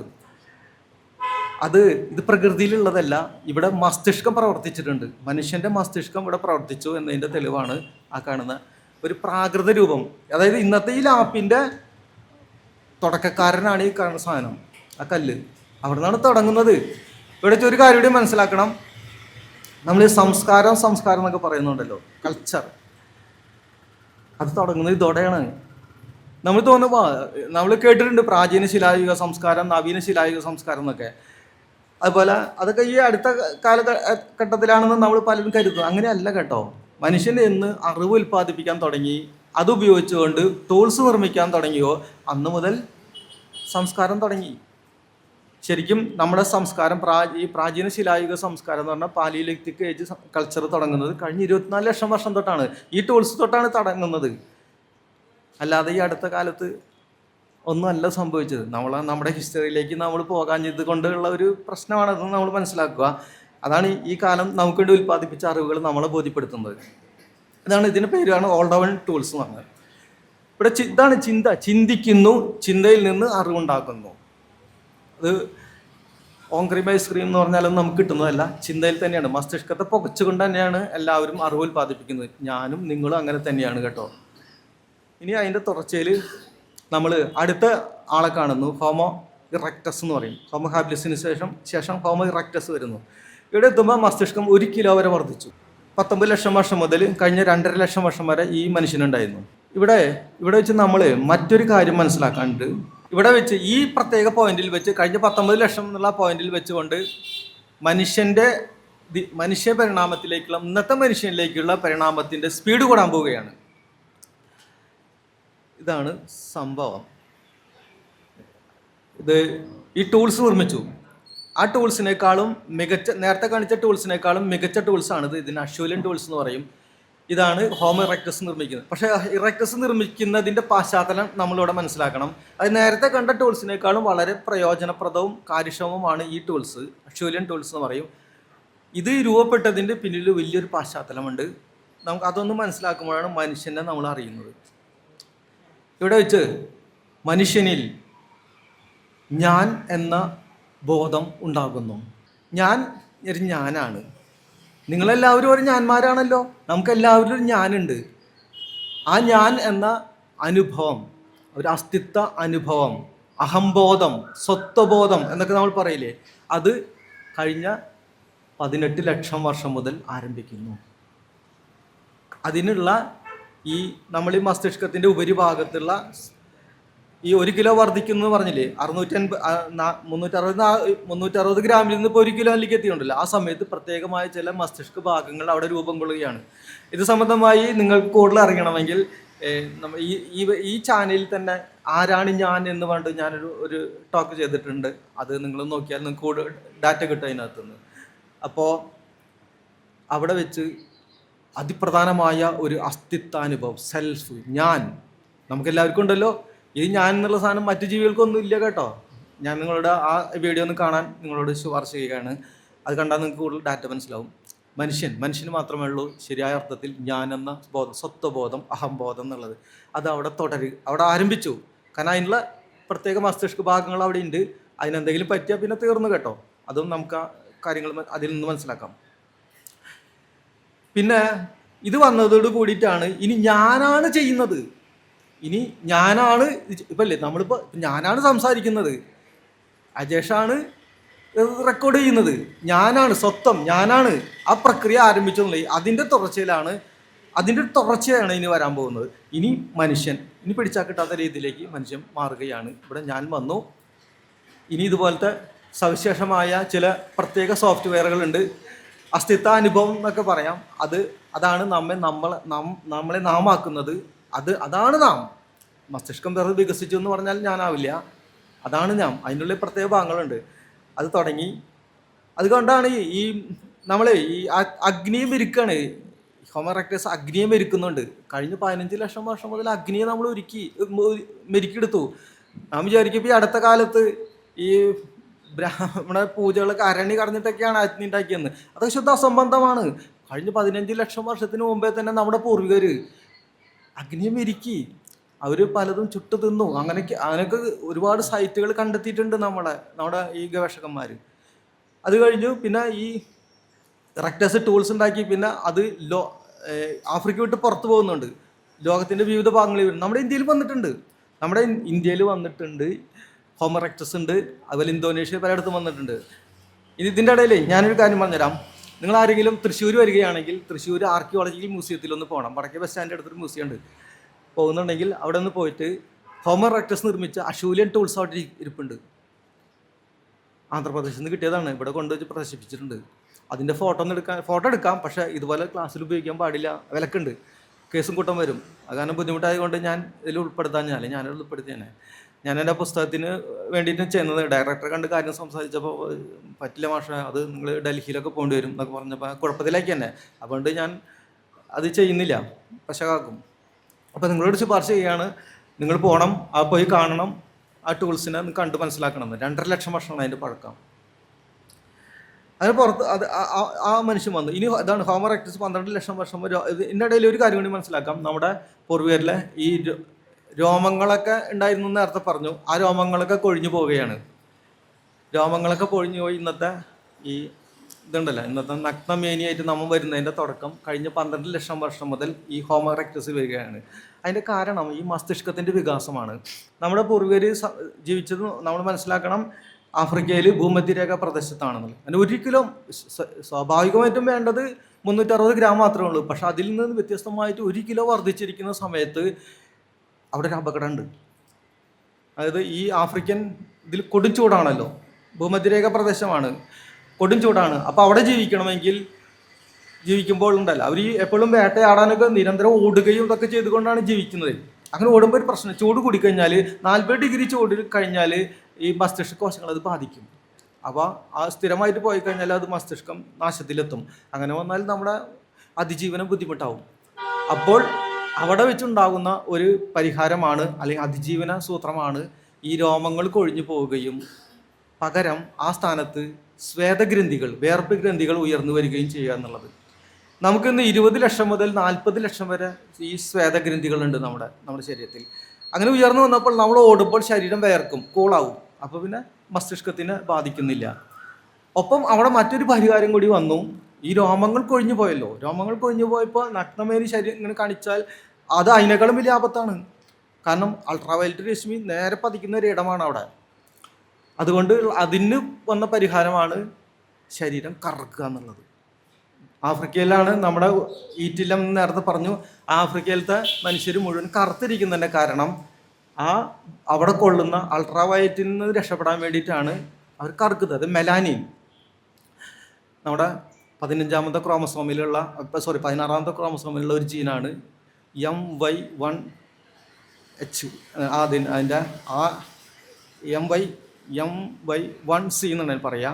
മെലാനോകോർട്ടിൻ റിസപ്റ്റർ ജീൻ എന്നാണ് അത്.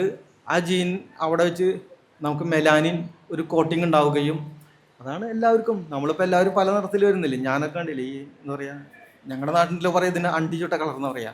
ആ കറുത്തിലായിരിക്കുന്നതിൻ്റെ കാരണം ഇതാണ്. ഈ എന്നെ രക്ഷിക്കുകയാണ്, എൻ്റെ ശരീരത്തെ രക്ഷിക്കുകയാണ് ഈ മെലാനിൻ കോട്ടിങ്. അതുകൊണ്ടാണ് ഞാൻ ഇങ്ങനെ ഒരു ഇരുണ്ട നിറത്തിലിരിക്കുന്നത്. ഇത് കരിവാളിപ്പ് കൂടിയിട്ടാണ്, വെയിൽ കൊള്ളുന്നതുകൊണ്ടേ. അപ്പോൾ ആഫ്രിക്കയിൽ ഈ ജീൻ ഇത് അവിടെ നിന്ന് രക്ഷപ്പെടാൻ വേണ്ടിയിട്ടാണ് ആ കറുത്ത നിറം വരുന്നത്. പിന്നീട് മാറുന്നുണ്ട് കേട്ടോ, പിന്നീട് വെളുത്തൂരുണ്ട്. അത് പിന്നീട് അവസാനം നമുക്ക് അതിന് മനസ്സിലാക്കാൻ പറ്റും. അപ്പം നമ്മൾ മനസ്സിലാക്കുന്നത് മനുഷ്യരിലേക്കുള്ള പാതയുടെ സ്പീഡ് കൂടി, അതിൻ്റെ സ്പീഡ് കൂടി. ഇനി വേറെ അതിൽ തന്നെയുള്ള ഹോമോ ഹൈഡൽബർഗൻസിസ് എന്നുള്ള ഒരു പൂർവികനാണ്. കഴിഞ്ഞ 7 ലക്ഷം വർഷം മുതൽ ഈ പൂർവികൻ രംഗത്ത് വരുന്നു. ആഫ്രിക്കയിൽ തന്നെ തുടക്കം. പക്ഷേ ഇദ്ദേഹം ഈ ഹോമോ ഇറക്ടസ് പുറത്ത് കടന്ന പോലെ ഇദ്ദേഹം ആഫ്രിക്കയിൽ നിന്ന് പുറത്ത് കടന്നിട്ടുണ്ട്. അങ്ങനെ ഈ വിഭാഗത്തിൽ നിന്നാണ് പിന്നീട് നമുക്ക് കേട്ടിട്ടുണ്ട് നിയാണ്ടർതാലൻസിസ് എന്ന്. നിയാണ്ടർതാലുകൾ പെട്ടെന്ന് മനസ്സിലാക്കാൻ പേരാണ് നിയാണ്ടർതാൽ ഉണ്ടാകുന്നത്. ഇനി നമ്മിലേക്ക് വരികയാണ് ഇതാണ് നിയാണ്ടർതാലുകൾ. കഴിഞ്ഞ 4 ലക്ഷം വർഷം മുതൽ കഴിഞ്ഞ 40,000 വർഷം വരെ നമ്മുടെ ഈ മിഡിൽ ഈസ്റ്റിലും യൂറോപ്പിലും ഇവർ സജീവമായിരുന്നു. മിഡിൽ ഈസ്റ്റിൽ ഇവർ ധാരാളമുണ്ട്. ഇവരുടെ ഫോസിൽ ആ പ്രദേശത്തും ധാരാളം കിട്ടിയിട്ടുണ്ട്. ഇതാണ് നിയാണ്ടർതാലുകൾ. ചിത്രം മാറി. കഴിഞ്ഞ 3 ലക്ഷം വർഷം തൊട്ട് ഹോമോ ഹൈഡൽബർഗൻസിസ്, അതിൽ നിന്ന് തന്നെ ഹോമോ സാപ്പിയൻസ് എന്ന് പറയുന്ന നാം ആഫ്രിക്കയിൽ രൂപം കൊണ്ടു. ആഫ്രിക്കയിലെ മൊറോക്കോയിലാണ് ജബിൽ ഇർഹൗദ് എന്ന സ്ഥലത്തു നിന്നാണ് കിട്ടിയിട്ടുള്ളത്. 2017 ഈ ജർമ്മനിയിലെ മാക്സ് പ്ലാങ്ക് എവല്യൂഷണറി ഇൻസ്റ്റിറ്റ്യൂട്ട് ഉണ്ട്, അവിടത്തുള്ള സയൻറ്റിസ്റ്റുകളാണ് കണ്ടെത്തിയിട്ടുള്ളത്. അതാണ് നമ്മുടെ ശരിയായ ആൻസെസ്റ്റർ. ഇവിടെ നിന്നാണ് നമ്മുടേതായ പൂർവികനാണിത്. മുത്തപ്പൻ എന്നൊക്കെ പറഞ്ഞാൽ നിങ്ങൾക്ക് ഇവിടെ മനസ്സിലാവും. മുത്തപ്പൻ എന്ന് പറഞ്ഞാൽ ഒരു പൂർവികനെ പറയുന്ന പേരാണ് ഞങ്ങളുടെ നാട്ടിൽ മുത്തപ്പൻ, ആൻസെസ്റ്റർ എന്നുള്ള അത്തരത്തിലൊരു ആൻസെസ്റ്ററാണത്. ഇദ്ദേഹത്തിന് 1300 ഇത്രയും നമ്മുടെ അത്ര അളവുണ്ട്. പക്ഷേ ചില സോഫ്റ്റ്വെയറുകൾ, നമ്മൾ നേരത്തെ പറഞ്ഞ ചില സോഫ്റ്റ്വെയറുകൾ വരാനുണ്ട്. അതിനുശേഷമാണ് ഇന്നത്തെ മനുഷ്യനാവുള്ളൂ. ഇതാ സംഗതി. കേട്ടിട്ടുണ്ടോ നിങ്ങൾ തിയറി ഓഫ് മൈൻഡ് എന്ന്? തിയറി ഓഫ് മൈൻഡ് എന്ന് പറഞ്ഞാലേ മറ്റൊരു മെൻ്റൽ സോഫ്റ്റ്വെയർ ആണ്. ഇപ്പം നമ്മൾ നേരത്തെ ഞാനിനെ കണ്ടല്ലോ, അതൊരു സോഫ്റ്റ്വെയറാണ്. ഞാനാണ് ചെയ്യുന്നത്. അതിൽ നിന്നുകൊണ്ട് കഴിഞ്ഞ 2 ലക്ഷം വർഷം മുതൽ, അതായത് ഹോമോസാപ്പിയൻസ് എന്ന് 3 ലക്ഷം വർഷം മുതൽ ആഫ്രിക്കയിൽ രൂപം കൊണ്ടു. പിന്നീട് 1 ലക്ഷം വർഷം കഴിയുമ്പോൾ കഴിഞ്ഞ 2 ലക്ഷം വർഷം തൊട്ട് നമുക്ക് ഒരു പുതിയൊരു സോഫ്റ്റ്വെയർ കൂടി രൂപം കൊള്ളുകയാണ് theory of mind. Theory of mind എന്ന് പറഞ്ഞാൽ ഇപ്പം നമ്മളിപ്പോൾ ഒരാളെ കണ്ടു കഴിഞ്ഞാൽ ആളുടെ ശരീരഭാഷ, അയാളുടെ ചലനം, പിന്നെ ആ ഭാവങ്ങളെ കണ്ടിട്ട് അയാൾ ആ സമയത്ത് എന്താണ് ചിന്തിക്കുന്നതെന്ന് നമ്മൾ ചിന്തിക്കുന്നു. ഒരു മൈൻഡ് റീഡിംഗ് ആണത്. അത് ഓർക്കണം. അയാൾ എന്താണ് ചിന്തിക്കുന്നത് നമുക്കറിയില്ല, അയാൾക്ക് തന്നെ അറിയുള്ളൂ. പക്ഷെ അയാൾ അങ്ങനെയാണ് ചിന്തിക്കുന്നതെന്ന് എനിക്ക് ചിന്തിക്കാൻ പറ്റും. അതാണ് ഈ സോഫ്റ്റ്വെയർ തിയറി ഓഫ് മൈൻഡ് എന്നുള്ളത്. തിയറി ഓഫ് മൈൻഡിലെ കൂടെ കടന്നു പോകാത്ത ഒരു നിമിഷം പോലും ഒരു മനുഷ്യനും ഇല്ല, എനിക്കും ഇല്ല, എല്ലാവർക്കും അങ്ങനെ തന്നെയാണ്. ഇത് തിയറി ഓഫ് മൈൻഡ് വന്നതോട് കൂടിയിട്ടാണ് നമ്മൾ ഈ ധാർമ്മികത എന്ന് പറയുന്നത്, നമ്മുടെ മൊറാലിറ്റി, ധാർമ്മികതയിൽ ഒരു കുതിച്ചാട്ടം സംഭവിക്കുകയാണ്. സസ്തനികൾക്ക് പൊതുവേ ഉണ്ട് ധാർമ്മികത, പക്ഷെ മനുഷ്യന് ഇത് കുതിച്ചാട്ടം സംഭവിക്കുകയാണ്. ഇപ്പോൾ ഉദാഹരണത്തിന് ഇപ്പോൾ ആ കവലയിൽ ഒരാൾ ഒരു പരിക്ക് പറ്റിക്കഴിഞ്ഞാൽ നമ്മൾ ആരും നോക്കാതെ അയാളെ പോയി സഹായിക്കും. ഒരാളവിടെ ഇരിക്കുന്നത് കണ്ടു കഴിഞ്ഞാൽ അയാളെ ആ ശരീരഭാഷയിൽ നമുക്ക് മനസ്സിലാക്കാം അയാൾക്ക് ദൈന്യതയുണ്ടെന്ന്. നമ്മൾ അതിൽ നിന്ന് അയാളെ എന്താണ് സംഭവം എന്ന് അന്വേഷിക്കുകയും നമ്മൾ പരിചയമൊന്നും വേണ്ട, നമ്മൾ അത് ചെയ്യുകയാണ്. അതാണ് ഈ ഗുണമാണ്. അയാൾക്ക് മറ്റൊരാൾക്ക് എന്തോ അയാളുടെ മനസ്സ് നമ്മൾ വായിക്കുകയാണ്, എന്നിട്ട് നമ്മൾ അയാളെ സഹായിക്കുകയാണ്, തിരിച്ചും സംഭവിക്കും. ഇതാണ് ഈ തിയറി ഓഫ് മൈൻഡ് എന്നുള്ളത്. ഇത് പിൽക്കാലത്ത് വളരെയധികം ഗുണങ്ങൾ ഉണ്ടാക്കിയിട്ടുണ്ട്, അതുപോലെ തന്നെ വളരെയധികം അപകടങ്ങൾ ഉണ്ടായിട്ടുണ്ട്. നമ്മൾ അതിലേക്ക് വരാം. ഇതിൽ സാഹിത്യകാരന്മാരാരെങ്കിലും ഉണ്ട് അവിടെ എഴുതുന്നവർ, കഥകൾ, നോവലുകളൊക്കെ എഴുതുന്ന ആരെങ്കിലും ഉണ്ടെങ്കിൽ അവരിതിൻ്റെ ഒന്നാന്തര ഉപഭോക്താവാണ്. എല്ലാ സാഹിത്യകൃതികളും തിയറി ഓഫ് മൈൻഡാണ്. ചിന്തിച്ച് നോക്കൂ, ഈ ലൈബ്രറിയിൽ നിന്നിട്ടാണ് പറയുന്നത്. എല്ലാ സാഹിത്യകൃതികളും തിയറി ഓഫ് മൈൻഡാണ്. അതായത് ഞാൻ ഉദാഹരണം പറഞ്ഞുതരാം. തകഴിയുടെ എംടിയുടെ ആരും എടുത്ത ഡസ്റ്റോവ്സ്കി, ടോൾസ്റ്റോയ്, ആരെങ്കിലും ആവട്ടെ. ഈ ഉദാഹരണത്തിന് ഇപ്പോൾ തകഴി തന്നെ പിടിക്കും. തകഴിയിൽ ചെമ്മീനിലെ പളനി, കറുത്തമ്മ എന്നൊക്കെയുള്ള കഥാപാത്രങ്ങളുണ്ടല്ലോ. അതിൽ വിവരിച്ച തരത്തിൽ അതേ തരത്തിലൊരു ജീവിതം കടപ്പുറത്ത് ഉണ്ടാവില്ല. തകഴി അതിൽ നിന്ന് ചിലർ തിരഞ്ഞെടുത്ത് അവർ അങ്ങനെയാണ് ചിന്തിക്കുന്നതെന്ന് തകഴി ചിന്തിച്ചിട്ടാണ് എഴുതി വയ്ക്കുന്നത്. ഇത് തന്നെയാണ് എല്ലാവരും ചെയ്തത്. എല്ലാ മനുഷ്യരും ഇത് ചെയ്യുന്നു. കഥ എഴുതുന്നവരും കഥ എഴുതുന്നവരുടെ പെട്ടെന്ന് എടുത്ത് പറഞ്ഞെന്ന് മാത്രമേ ഉള്ളൂ. എല്ലാ കഥകളും അങ്ങനെ തന്നെയാണ്, തിയറി ഓഫ് മൈൻഡാണ്. മറ്റൊരാൾ അങ്ങനെയാണ് ചിന്തിക്കുന്നതെന്ന് കഥാകാരൻ അല്ലെങ്കിൽ ഞാൻ ചിന്തിക്കുന്നു, എന്നിട്ട് അയാളുടെ കൂട്ടത്തിൽ അയാളെ ചിന്തിക്കാണ്ട് വിടുകയാണ്. എൻ്റെ മനസ്സങ്ങോട്ട് മേഞ്ഞു പോവുകയാണ് അയാളെക്കുറിച്ച്. അതാണ് ഈ പ്രക്രിയ. ഇപ്പം ഒരു ദുഃഖപര്യവസായി സിനിമ കണ്ടു കഴിഞ്ഞാൽ നമുക്ക് ആ സിനിമ കണ്ടു കഴിഞ്ഞാൽ തിയേറ്ററിൽ നിന്ന് ഇറങ്ങുന്നതോടൊപ്പം ആ കഥാപാത്രം കൊണ്ടുപോരും. പിന്നെ നമ്മുടെ ആ കഥാപാത്രത്തിനായിട്ട് നമ്മൾ ഉരുട്ടി ചിലപ്പോൾ ദുഃഖപര്യവസായിനെ നമ്മൾ ശുഭപര്യവസായി മാറ്റും. തീർച്ചയായാണ് പ്രവർത്തിക്കുന്നത്. എല്ലാ സാഹിത്യവും തന്നെയാണ്. അത് തന്നെയാണ് രാമായണം, അത് തന്നെയാണ് മഹാഭാരതം, അത് തന്നെയാണ് ബൈബിളും, അത് തന്നെയാണ് ഖുറാനും. സംശയം വേണ്ട, നിങ്ങൾ ചിന്തിച്ചു നോക്ക്. തിയറി ഓഫ് മൈൻഡ് തന്നെയാണത്. അങ്ങനെയാണെന്ന് നമ്മൾ ചിന്തിച്ച് പോകുന്നത് കൊണ്ടാണ് ഇത് സംഭവിക്കുന്നത്. അപ്പോൾ ആ ഒരു വലിയൊരു സോഫ്റ്റ്വെയർ ആണ് നമുക്കുള്ളത്. പക്ഷെ ഞാൻ നേരത്തെ പറഞ്ഞു ഇതുകൊണ്ട് വലിയൊരു അപകടം ഉണ്ടെന്ന്. അപകടം നമുക്ക് വഴിയെ മനസ്സിലാക്കാം. ഇനി ഇപ്പോൾ 3 ലക്ഷം വർഷം മുമ്പ് ആഫ്രിക്കയിൽ മനുഷ്യൻ രൂപപ്പെട്ട് വന്നു. അതിനുശേഷം കഴിഞ്ഞ പലവട്ടം ആഫ്രിക്കയിൽ നിന്ന് പുറത്ത് കിടക്കാൻ ശ്രമിച്ചിരുന്നെങ്കിലും അവർ ഫലപ്രദമായി ആഫ്രിക്കയിൽ നിന്ന് പുറത്ത് കിടക്കുന്നത് കഴിഞ്ഞ 70,000-ത്തിന് 60,000-ത്തിന് ഇടയിലാണ്. 60,000 വർഷമാണ് പൊതുവെ പറയുന്നത്. അവർ പുറത്ത് കടന്നിട്ട് അങ്ങനെ നമ്മുടെ ഇന്ത്യയിലേക്ക് നേരെ ആഫ്രിക്കയിൽ നിന്ന് പുറത്ത് കടന്നിട്ട് പിന്നെ മിഡിൽ ഈസ്റ്റ് വഴിയാണ്. അവിടെ നിന്ന് ഒരു ശാഖ ഇന്ത്യയിലേക്ക് വരുന്നു. ഇന്ത്യ വഴി പിന്നെ അങ്ങോട്ട് കിഴക്ക് ഇന്തോനേഷ്യ, ആഫ്രിക്ക, ആ ഭാഗങ്ങളിലേക്ക് ഈ ഓസ്ട്രേലിയ ഭാഗങ്ങളിലേക്കൊക്കെ പോകും. മറ്റൊരു ശാഖ കണ്ടില്ലേ, ഈ കാഴ്ചത്തിൽ കാണുന്നത് തന്നെയാണ്. ഓരോ ഭാഗങ്ങളിലേക്കും പോകും. അവസാനം മനുഷ്യൻ ചെന്നെത്തിയതാണ് ഈ അമേരിക്കൻ ഭൂഖണ്ഡങ്ങൾ. അവിടെ ഒരു 20,000-നും 14,000-ത്തിനും ഇടയിൽ ആ കാലത്താണ് അവിടുത്തെ പോപ്പുലേഷൻ സംഭവിക്കുന്നതായിട്ട് കാണിക്കുന്നത്. എല്ലായിടത്തും എത്തി മനുഷ്യൻ. ഈ സമയത്ത് 60,000 വർഷത്തിന് മുമ്പ് തന്നെ ചില കണക്കുകൾ 65,000 വർഷം പറയുന്നുണ്ട് നമ്മുടെ ഇന്ത്യയിലത്തെ. ഇവിടെ മനുഷ്യരെത്തിയിട്ടുണ്ട്. ഈ മനുഷ്യൻ തന്നെ എത്തിയിട്ടുള്ളത്, അവരുടെ പൂർവികൻ. ഇനി പക്ഷെ ഇതിനു മുമ്പ് ഒരു വേറെ പ്രശ്നമുണ്ട്. ഇതാണ് സംഗതി. അതായത് സുഗമമൊന്നുമല്ല നമ്മുടെ ഈ ആഗോള വ്യാപനം എന്ന പ്രക്രിയ. ഇത്തിരി ബുദ്ധിമുട്ട് തന്നെയായിരുന്നു. അതിൻ്റെ കാരണമുണ്ട്.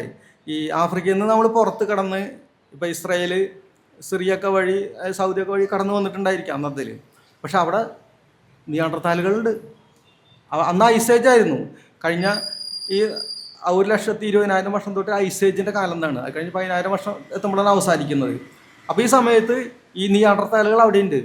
നിയാണ്ടർതാലുകളാണെങ്കിൽ 4 ലക്ഷം വർഷത്തോളം ഈ യൂറോപ്പിലും നമ്മുടെ വടക്ക് പടിഞ്ഞാറ് ഏഷ്യ, മിഡിൽ ഈസ്റ്റിലൊക്കെ ജീവിച്ച് ആ ഐസേജ് പരിസ്ഥിതിയിൽ ജീവിക്കാൻ അർഹത നേടിയ ആൾക്കാരാണ്. നമ്മളാണെങ്കിൽ ഭൂമധ്യരേഖാ പ്രദേശത്തു നിന്നാണ് വരുന്നത്. നമുക്കങ്ങനെ പെട്ടെന്ന് ഈ അവിടുത്തെ ജീവിതമായിട്ട് പൊരുത്തപ്പെടാൻ പറ്റില്ല. കാരണം അവിടെ ഈ ഭക്ഷണത്തിൻ്റെത്, പിന്നെ രോഗം, ബാക്ടീരിയ, പല പ്രശ്നങ്ങളുണ്ട്. പ്രതിരോധത്തിന് ബാധിക്കുന്ന പ്രശ്നങ്ങളാണ്. പക്ഷേ നമ്മൾ അതിവേഗം നമ്മൾ ഇങ്ങോട്ട് കടന്നു വന്ന് ഒരു 5,000 വർഷത്തിന് എത്തുമ്പോഴേക്കും കംപ്ലീറ്റ് യൂറോപ്പിലും പിന്നെ മിഡിൽ ഈസ്റ്റിലും നമ്മുടെ ആധിപത്യം വന്നു. അവിടെ ഒരു വലിയൊരു സംഭവം നടന്നിട്ടുണ്ട്. സംഭവം ഇതാണ്. അതായത് നമ്മുടെ മനുഷ്യൻ്റെ പൂർവ്വികർ ഈ ആഫ്രിക്ക വിട്ട് പുറത്തേക്ക് വന്നപ്പോൾ നിയാണ്ടർതാലുകൾ ഉണ്ടായിരുന്നു. നിയാണ്ടർതാലുകൾ എന്ത് ചെയ്തു വെച്ചാൽ നമ്മുടെ സ്ത്രീകളായിട്ട് ബന്ധപ്പെട്ടു. അങ്ങനെ അവർ കുട്ടികളുണ്ടാകുമ്പോൾ അവരുടെ ജീനുകൾ നമുക്ക് കിട്ടുകയാണ്. നിയാണ്ടർതാലുകളുടെ ജീൻ നമുക്ക് കിട്ടുകയാണ്. നിയാണ്ടർതാലുകളാണെങ്കിലോ 4 ലക്ഷം വർഷം മുതൽ യൂറോപ്പിലുണ്ട്. അവർ ആ ഹിമയുഗ പരിസ്ഥിതിയുമായിട്ട് ജീവിച്ച് അവിടുത്തെ എല്ലാ പ്രതിരോധ സംവിധാനങ്ങളായിട്ട് രൂപപ്പെട്ട് നിൽക്കുന്ന ഒരു കൂട്ടരാണ്. മനുഷ്യനാണെങ്കിൽ അങ്ങോട്ട് കടന്നു വന്നതേ ഉള്ളൂ.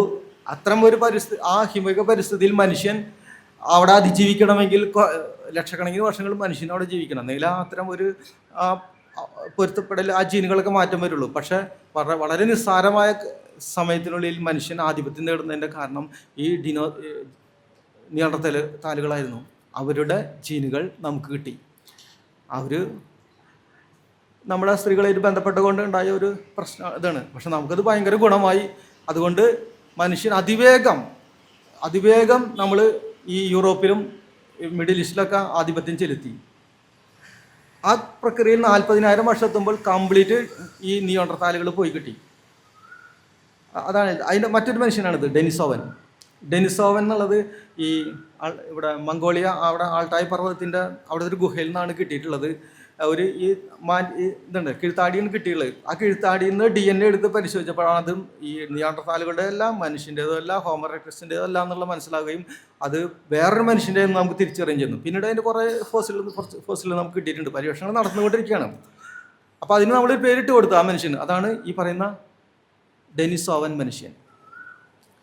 ഇത് ഇവരുടെ ഇപ്പം നിയോണ്ടർതാലുകളുടെ ജീന് നമ്മുടെ ഉള്ളിൽ 2% പക്ഷേ ഡെനിസോവൻ്റെ ജീനുകൾ നമുക്ക് ഇത്തിരി കൂടുതലാണ്. പ്രത്യേകിച്ച് ഏഷ്യയിൽ. നമ്മുടെ അവിടെ ഒന്നും ഇത്തരം ജനിതക പഠനങ്ങളില്ലാത്തതുകൊണ്ട് കൃത്യമായിട്ട് പറയാൻ പറ്റില്ല. പക്ഷേ ഏഷ്യയിൽ പലയിടത്തുണ്ട്. ഫിലിപ്പൈൻസ്, ഇന്തോനേഷ്യ ഭാഗങ്ങളിലൊക്കെ ഈ ഡെനിസോവൻ ജീൻ കൂടുതലാണ്. കാരണം എന്താണ്, ഈ ഡെനിസോവൻ മനുഷ്യനും നമ്മുടെ സ്ത്രീകളായിട്ട് ബന്ധപ്പെട്ടുകൊണ്ടാണ് വന്നിട്ടുള്ളത്. അതിന് ഒരു ഉദാഹരണം പറഞ്ഞുതരാം. ഈ തിബത്തിൽ ഉയർന്ന പ്രദേശമുള്ള ഭൂമിയുടെ മേൽക്കൂര എന്നല്ല അതിനെ പറയാം. തിബത്ത് അവിടെ പോയി ജീവിക്കാൻ നമുക്ക് പറ്റില്ല. കാരണം ഈ അവിടുത്തെ ഓക്സിജൻ്റെ നില ഇവിടത്തെക്കാളും 40% കുറവാണ്. നമ്മളങ്ങോട്ട് ചെന്നാൽ ഭയങ്കര അസ്വസ്ഥതയും പ്രശ്നങ്ങളും വല്ലാത്ത പ്രശ്നങ്ങൾ നമുക്കുണ്ടാവും. പക്ഷെ അവർക്കതില്ല. തിബത്തന്മാർക്ക് അതില്ല. അവർ സുഖമായിട്ട് പർവ്വതത്തിൻ്റെ മുകളിൽ കണ്ടില്ലേ, ലാമ എന്നുള്ള പ്രത്യേക ജീവിയുടെ പുറത്തൊക്കെ സഞ്ചരിക്കലും അവിടെ സുഖമായി ജീവിച്ചു പോകുന്നുണ്ട്. അതിൻ്റെ കാരണം എന്ന് വെച്ചാൽ അവരിൽ ഈ ഡെനിസോവൻ്റെ ജീനുണ്ട്. അതായത് EPS1 എന്നാണ് അതിന് പറയുക. നമ്മുടെ 2ാമത്തെ ക്രോമസോമിലാണ് ആ ജീനുള്ളത്. അത് അവരിൽ കിട്ടിയതാണ്. നമ്മുടെ സ്ത്രീകൾ അവരായിട്ട് ബന്ധപ്പെട്ടപ്പോൾ അത് കിട്ടി. അതുകൊണ്ട് അവർക്ക് സുഖമായി ജീവിക്കാൻ പറ്റുന്നു.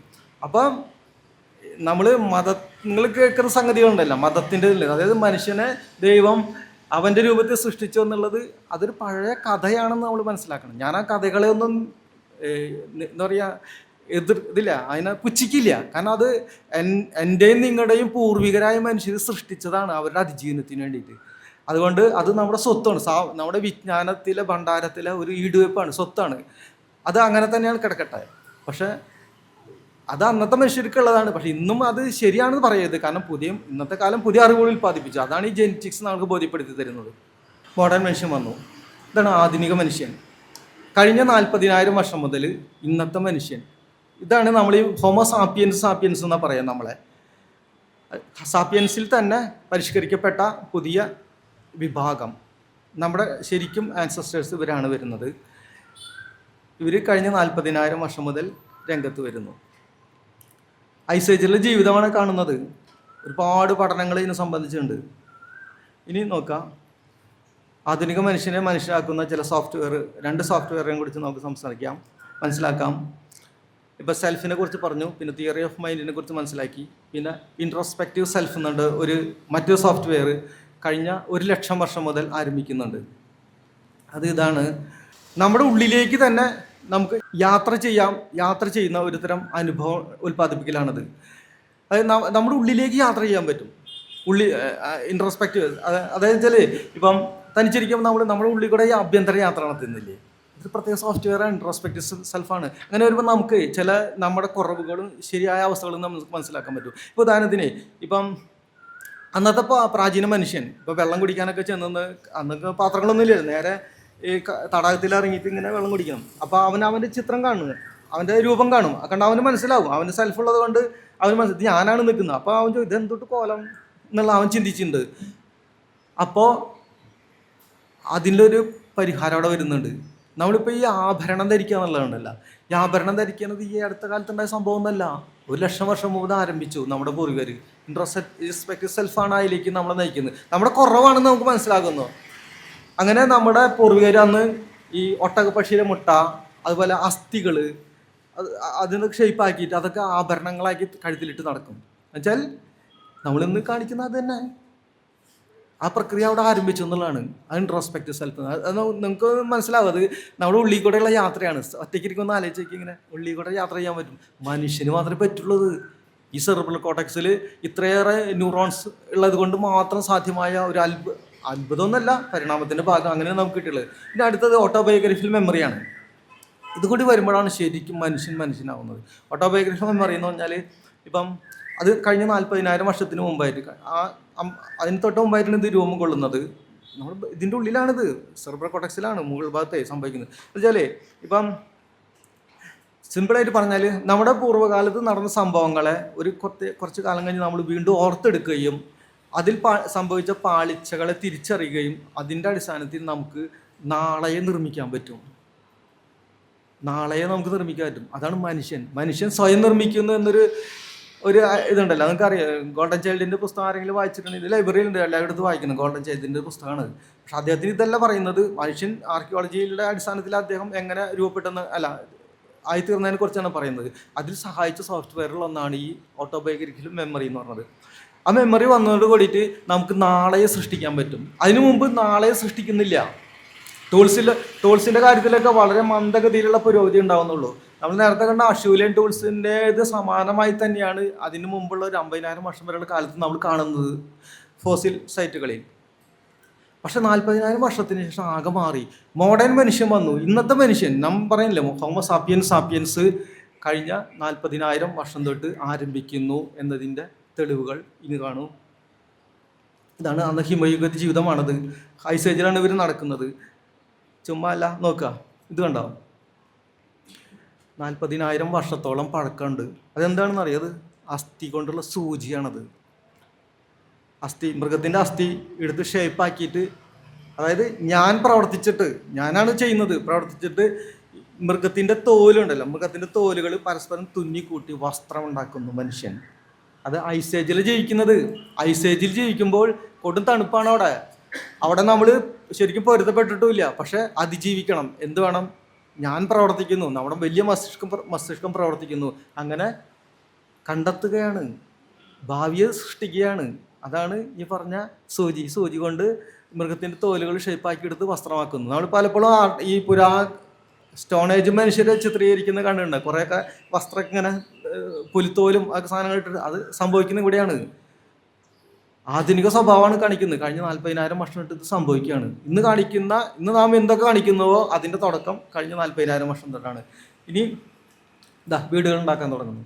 ഐസേജിൽ ജീവിക്കാൻ വേണ്ടി നമ്മുടെ പൂർവികർ വീടുകൾ ഉണ്ടാക്കാൻ തുടങ്ങുന്നു. വീടെന്ന് പറഞ്ഞാൽ ഇത് മാമത്താണ്, മാമത്തിൻ്റെ കൊമ്പാണത്. ആ കൊമ്പ് ഉപയോഗിച്ചുകൊണ്ട്, അസ്ഥികളൊക്കെ ഉപയോഗിച്ചുകൊണ്ട് അവർ വീടുണ്ടാക്കുന്നു. ഇതിപ്പോൾ റീകൺസ്ട്രക്ഷനാണ് കേട്ടോ. ആർക്കിയോളജിസ്റ്റുകൾ അത് കണ്ടെത്തിയാണ്. സൈബീരിയയ്ക്ക് അടുത്തുനിന്നാണ് കണ്ടെത്തിയതിന് ശേഷം അവർ ഇപ്പോൾ അതൊരു പുനർനിർമ്മിച്ച് വെച്ചതാണത്. അന്നത്തെ മനുഷ്യൻ അത് ചെയ്തു എന്നുള്ളതാണ് അതിൻ്റെ യാഥാർത്ഥ്യം. ഇതെന്താണെന്നറിയോ? ഇത് ഓടക്കുഴലാണ്. പക്ഷിയുടെ അസ്ഥികളുണ്ടല്ലോ, ആ അസ്ഥികൾക്ക് പൊള്ളയായിരിക്കും. അപ്പോൾ അവർ അതിൻ്റെ സൈഡിലൊക്കെ ഒരു ദ്വാരം ഇട്ടിട്ട് ഊതുമ്പോൾ നല്ല കർണാനന്ദകരമായ ശബ്ദം പുറത്തു വരും. ആ ശബ്ദം അവനിഷ്ടപ്പെട്ടു, അവനത് സെലക്ട് ചെയ്തു. അങ്ങനെ ഓടക്കുഴൽ.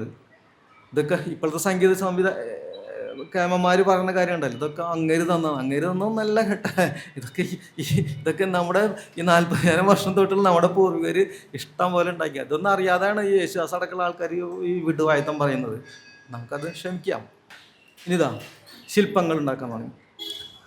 നിരവധി ശില്പങ്ങളുണ്ട്. അധികം സ്ത്രീ രൂപങ്ങളാണ്. ആ ഇതിനെ കഴിഞ്ഞ 40,000 വർഷം തൊട്ട് കഴിഞ്ഞ 10,000 വർഷം വരെയുള്ള കാലത്ത് അപ്പർ പാലിയോലിത്തിക് എന്ന് പറയും. അതായത് ഉത്തരപ്രാചീന ശിലായുഗം.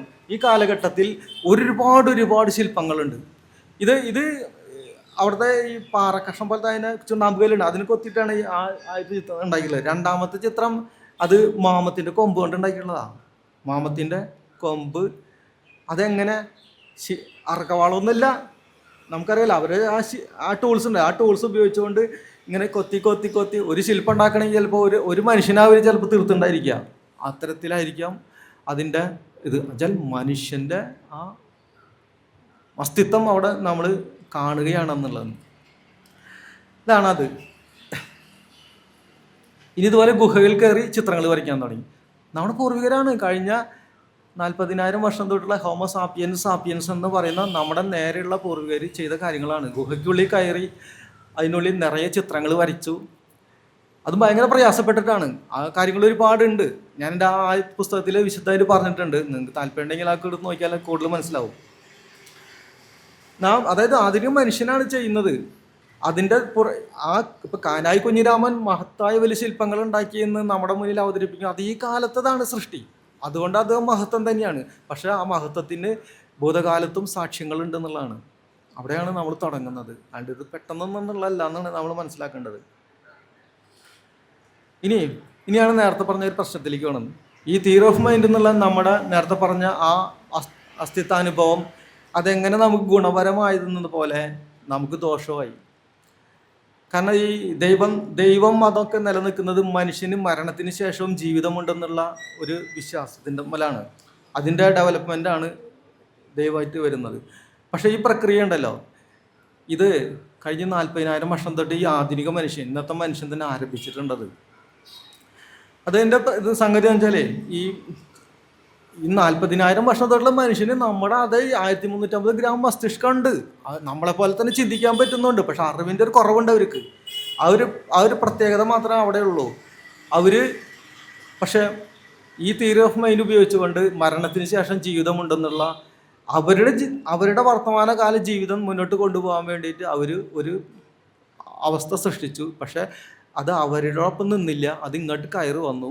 അതോടൊപ്പം എന്ന് വെച്ചാൽ ഇന്നിപ്പോൾ കാണുന്ന തരത്തിലുള്ള പലതരം ദൈവങ്ങളെ നമ്മൾ മുന്നിൽ കാണേണ്ടി വരുന്നു. അതിലേക്ക് നയിച്ച നിർണായക ഘടകമാണത്. അതായത് ഇപ്പോൾ ഒരു മനുഷ്യൻ മരിച്ചു എന്ന് കരുതുക.